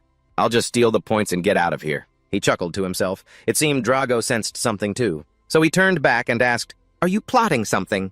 "Of course not. How could I do something like that to the person who saved me?" Mifune hurriedly clasped his hands and spoke, but only he knew the true intentions in his heart. As for the simple-minded Drago, he heard this and believed every word of it. "I won't let you get those points back with Sasuna." Just before the fight, he started to remember. Back then, he couldn't beat Leo because his bullets weren't powerful enough. So I have to train again from the very basics. "Professor Lionel, I've finished all my training. Is there any other way to get stronger?" There really isn't any other way. I knew this was going to happen sooner or later. But this is a bracelet that's been infused with weight magic. If you get used to wearing this bracelet, then your power will increase dramatically when you take it off. But I wouldn't recommend it for someone like Sasuna who's still recovering. This method is outdated and extreme. That's why you have to use it carefully," Lionel said with a smile. "Thank you so much, Professor," both of them shouted. "Since that day, I've worn them all over my body. Time to take these off." As he thought this, he casually removed the bracelet and tossed it aside, creating a small crater in the ground right in front of Mifune. Seeing this, he could barely believe his eyes. What in the world were they wearing? He screamed internally, and then, after waiting for this group to get ready, the Lich finally began to attack again with its dark magic. However, these attacks were avoided by Sasuna and Drago. They dodged with their incredible speed, and as for the attacks, they couldn't evade. They both just shattered them with their bare fists, just like that. It's like the 2 of them closed in on the Lich, and then the muscular Drago delivered a punishing axe kick straight to its head, making the monster's tongue loll out. However, just moments later, it shot out a hand and grabbed Drago's ankle while its tongue wrapped around his other leg, all while creating a magic circle directly beneath him. "You focus on defense," Drago yelled, and before the magic circle below could activate, both of them unleashed a sweeping kick from either side, completely deforming the Lich's face. It was unrecognizable. After that, another explosion erupted, spreading a cloud of purple smoke. Sasuna and Drago took the chance to fall back in case the smoke was poisonous and waited for it to clear. When it did, the Lich's skull had vanished. "I got the points. How about you?" "I got them too. We defeated it at the same time, so the points got split," Drago replied. The zombie's life was worth 100 points. Split in 2, they each received 50 points. Are they only just getting serious now? I've never seen anyone so powerful in close combat, Mifune thought to himself in a panic. At the same time, Sasuna turned and asked the others, "Yuzuha, her wound." Where did she go? He wondered aloud as Yuzuha's figure had disappeared at some point. But before the group could even begin to look for her, a violent tremor suddenly shook the area, and then the ground beneath their feet cracked apart and collapsed in an instant, nearly sending Mifune plummeting down with it. Luckily, Sasuna grabbed his hand just in time and pulled him up. The collapse of the floor also revealed what was underneath. It was countless zombies shambling about aimlessly. "This horde! Fall back!" Sasuna yelled when he saw the zombies had spotted them and were now charging to attack. What in the world is going on in this dungeon? He wondered to himself. After that, the group of three had to engage the horde of zombies. Wipe them all out, Sasuna shouted while Mifune was starting to grow anxious. "No matter how many of them we kill, we're still not getting any more points. Sasuna, don't you get it? This isn't the time for an endless fight," he thought, glancing over at Sasuna. Meanwhile, Sasuna was also observing the zombies, writhing on the ground, and he understood everything. "I see. So that's why we're not getting any points. The living dead are being revived by dark magic. Damn it. They just keep on coming." Drago complained while Mifune also began shouting a warning. "This dungeon is so strange. These aren't the kind of monsters that should appear in a one-star dungeon." At that moment, Sasuna suddenly sensed something. It startled him. This feeling, the energy is coming from the floor below. Does anyone else feel that an evil power is radiating from the floor below? What is it? Are you sure you're not mistaken? Mifune asked as he casually lopped the head off a zombie in front of him. "No, I'm positive. But I don't know who the source of that energy is. It could be Senior Yuzuha. Either way, we have to go, so let's just head down first," Drago suggested, and then immediately ran downstairs. Sasuna also tried to reason with him. "We don't have any other choice. If you stay here by yourself, you'll just slowly wither away and die." "What was that? Are you looking down on me?" "No, I'm just stating a fact." "You can't do anything but steal points from Drago, right?" Sasuna said sarcastically before jumping straight down. "That's my strategy!" Mifune yelled. But this guy wasn't an idiot. He wouldn't stay behind to face a horde of zombies alone. "I hate zombies, I hate dungeons, and I hate this team. Damn it, I guess I just have to go with them." As he spoke, Mifune also threw a paper doll below to teleport after them. The three of them began to fight their way downward again. Seeing Sasuna and Drago coordinate so perfectly, he couldn't help but feel a bit curious despite the dire situation. "But you two are pretty skilled. Have you guys trained together before? You're getting pretty chatty, Senior Mifune," Drago complained, clearly still bitter about Mifune kill-stealing his points. "Well, it's better than listening to the sound of screaming zombies," Mifune explained. Meanwhile, Sasuna sensed something again, and he warned the other two, "I can feel an intense power coming from this direction." As he spoke, he led the other two in the direction he had sensed, and there, the three of them witnessed a giant eye. "Is this the source of the darkness?" "It has to be. An eyeball monster!" they exclaimed in surprise. Even with all the knowledge from his past life, Sasuna still couldn't recognize it. "What on earth is this thing? This is the first time I've ever encountered a monster like this. Usually a dungeon's energy source is a magic circle," Sasuna wondered. Meanwhile, Mifune, falling back into his old habits, was preparing to steal the kill. Geez, these people. Do they still not understand how to conquer a dungeon? Well, then I'll just make my move now. He secretly took out a paper doll, preparing to steal the kill, but unfortunately for him, Drago spotted the act. So he immediately rushed forward and pushed Mifune aside. "Oh man, finally a chance to stretch my muscles." "Excuse me, don't just go stretching out of nowhere," Mifune chided. In the meantime, Sasuna dealt with the eye, earning 10 points. Immediately after, the sound of screaming zombies rose up from behind the group again, much to their annoyance. "The zombies are rising up again. Did they realize we destroyed their source of magic? From here on out, we'll earn points and complete the mission," Sasuna declared, while the big guy was already cracking his knuckles in excitement. "Let's just beat the hell out of them to blow off some steam." Beside them, Mifune saw their enthusiasm and thought to himself, "These two kids are really confident. But now's not the time to be afraid. Time to get 100 points and escape this dungeon." Returning to Sasuna, he asked the fox-faced young man, "Senior Mifune, before the zombies charge at us, do you know anything about Senior Yuzuha's whereabouts?" To answer his two questions, Mifune thought for a moment and said, "Frankly, I don't know either. Maybe she got scared and ran off, no way. Even when the Death King attacked us, she didn't seem scared at all. Something's really strange. And all these monsters are types we've never seen in a one-star dungeon before. The fact that it's giving off dark energy? I might be overthinking it, but it's possible the apostles had a hand in this. If that's the case, it would be very dangerous for Drago and the others here. I hope Yuzuha and everyone are okay." Sasuna prayed silently, and in just a few breaths, the zombies had found them. "Here they come! All right, bring it on, my points!" Drago shouted. After that, the group started charging in to slaughter the zombies, and the scores of all three rose non-stop. Thanks to them, after this group of monsters fell, they reached the 200-point mark. All right, we've hit our 200-point goal. Sasuna, 225 points. Drago, 210 points. Mifune, 125 points. This number also met Mifune's quota, so he wanted to leave immediately.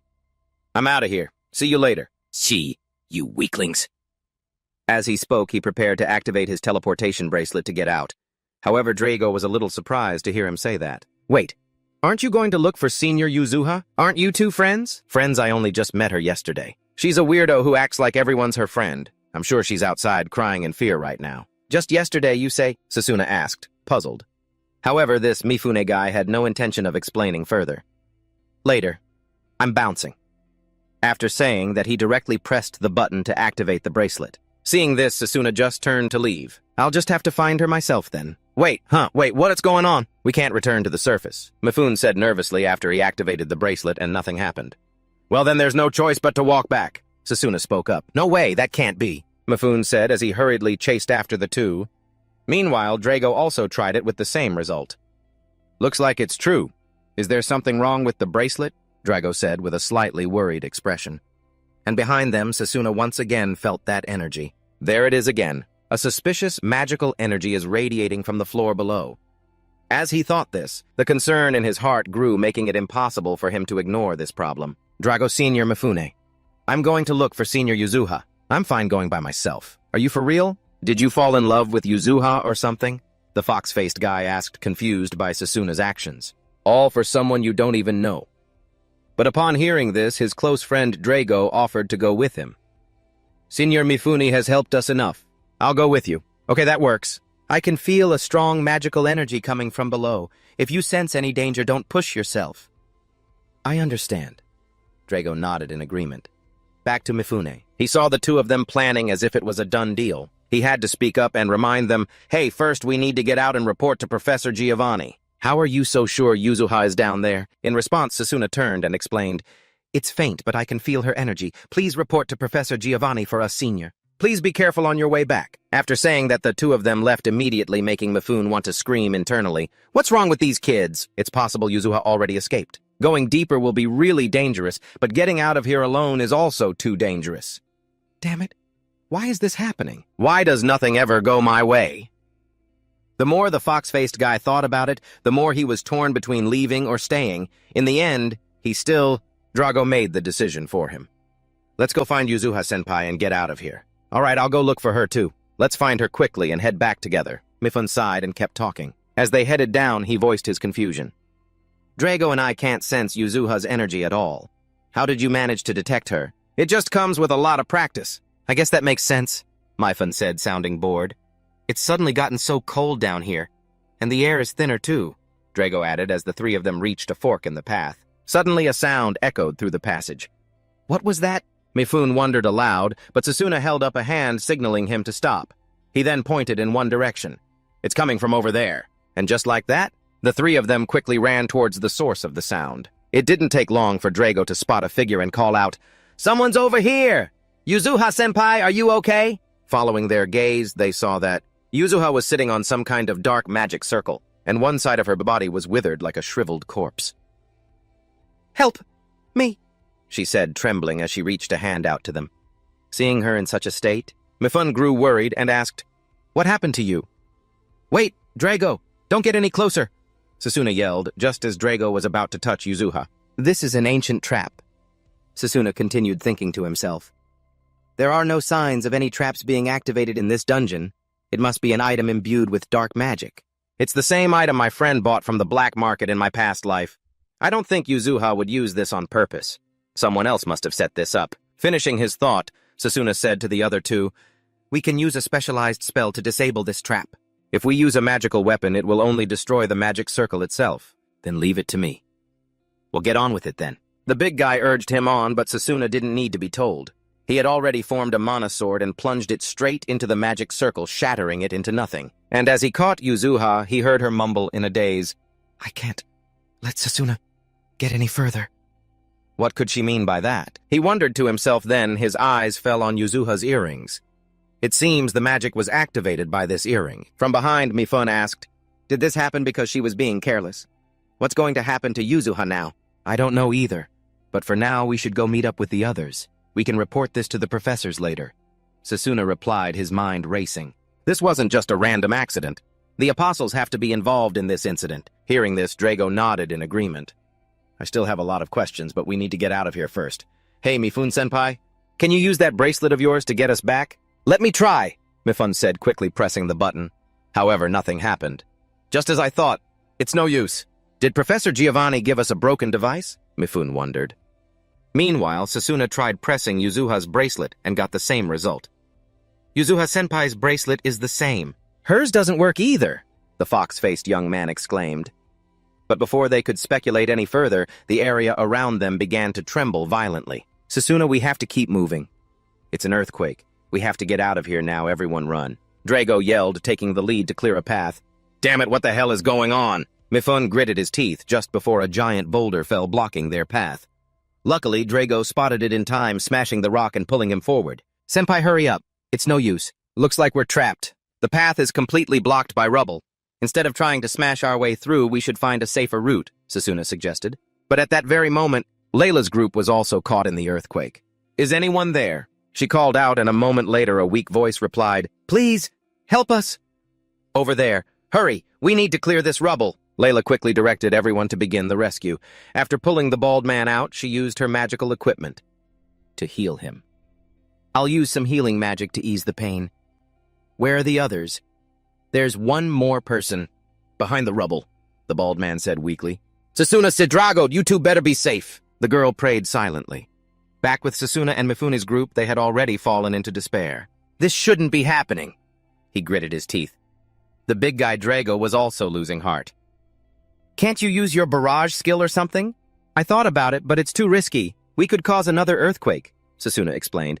As long as we can move this pile of rubble, we should be fine. Drago suggested, but Sasuna immediately shut him down.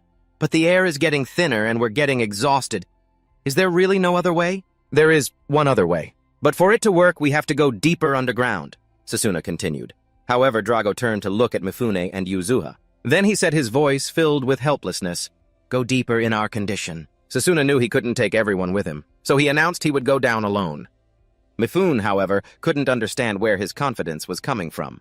I know you're strong, but the deeper you go, the stronger the monsters get. If you're not absolutely sure about this, you should just stay here, Mifune advised, but Sasuna explained his reasoning. I can't make any guarantees, but the reason for these earthquakes, is probably because the dungeon boss has woken up. As for why we can't teleport out, it's because our mana is being disrupted by a much stronger flow. A stronger mana signature is causing interference. Basically, this isn't a one-star dungeon anymore. As expected of you, Sasuna. You really know your stuff, Drago said. After hearing Sasuna's explanation, Mifune no longer intended to stop him. You're staying here, right, Drago? I'll be waiting for good news, Sasuna. You can count on me, our hero affirmed. Drago also remembered to add a warning, just in case you should mark the path you take. Got it. I'll definitely save everyone, Sasuna replied with a nod, then quickly departed. Then as he descended deeper, Sasuna analyzed the situation. I can't believe the boss can affect a dungeon this massive. I don't even know the limits of close combat magic. If I had the fire element or even purification magic, I could have dealt with these undead Much more easily. One of the weaknesses of close combat magic is its lack of elemental attributes. Most of its spells are just direct attacks, but that's fine. I can feel something burning up inside me. Back with Drago's group, while Sasuna was making his way down, the big guy was busy trying to clear the rocks. Drago, I always thought it was just a coincidence that he won all those sparring matches with close combat magic, but I was wrong. I've been cheating this whole time while you guys were honestly training your bodies. I wonder who the real fool is. Mifune started rambling. His brain clearly lacking oxygen, these words that sounded like a last will made Drago try to comfort him. Hey, Senpai, don't say such miserable things.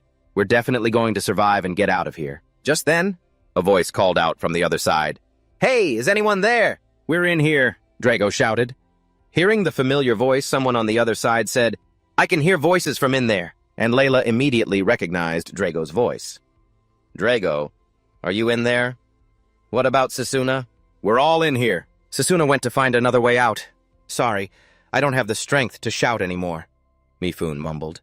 All right, everyone, help me move this rubble, someone yelled. Meanwhile, back with Sasuna. He had reached the center of the dungeon. The air is getting so heavy. The center of the dungeon, Sasuna thought to himself as he observed a path up ahead, glowing with specks of blue light. Maybe they lead to the exit, but the boss has already woken up, so the path is probably blocked by a barrier. But even though this place is overflowing with dark energy, there's nothing here. How strange. I can't let my guard down, Sasuna told himself. Just then 4 glowing eyes appeared above him, followed by the mouth of some great beast. Filled with fangs, it lunged down from above. Judging by its shape, it looked like some kind of giant serpent. The heavy impact of its body tore up the ground, sending dust and debris flying everywhere. And once again, Sasuna emerged from the attack completely unharmed. However, upon getting a closer look at the monster's form, he couldn't stay calm any longer. What is this thing? 2 heads, a 2-headed hydra,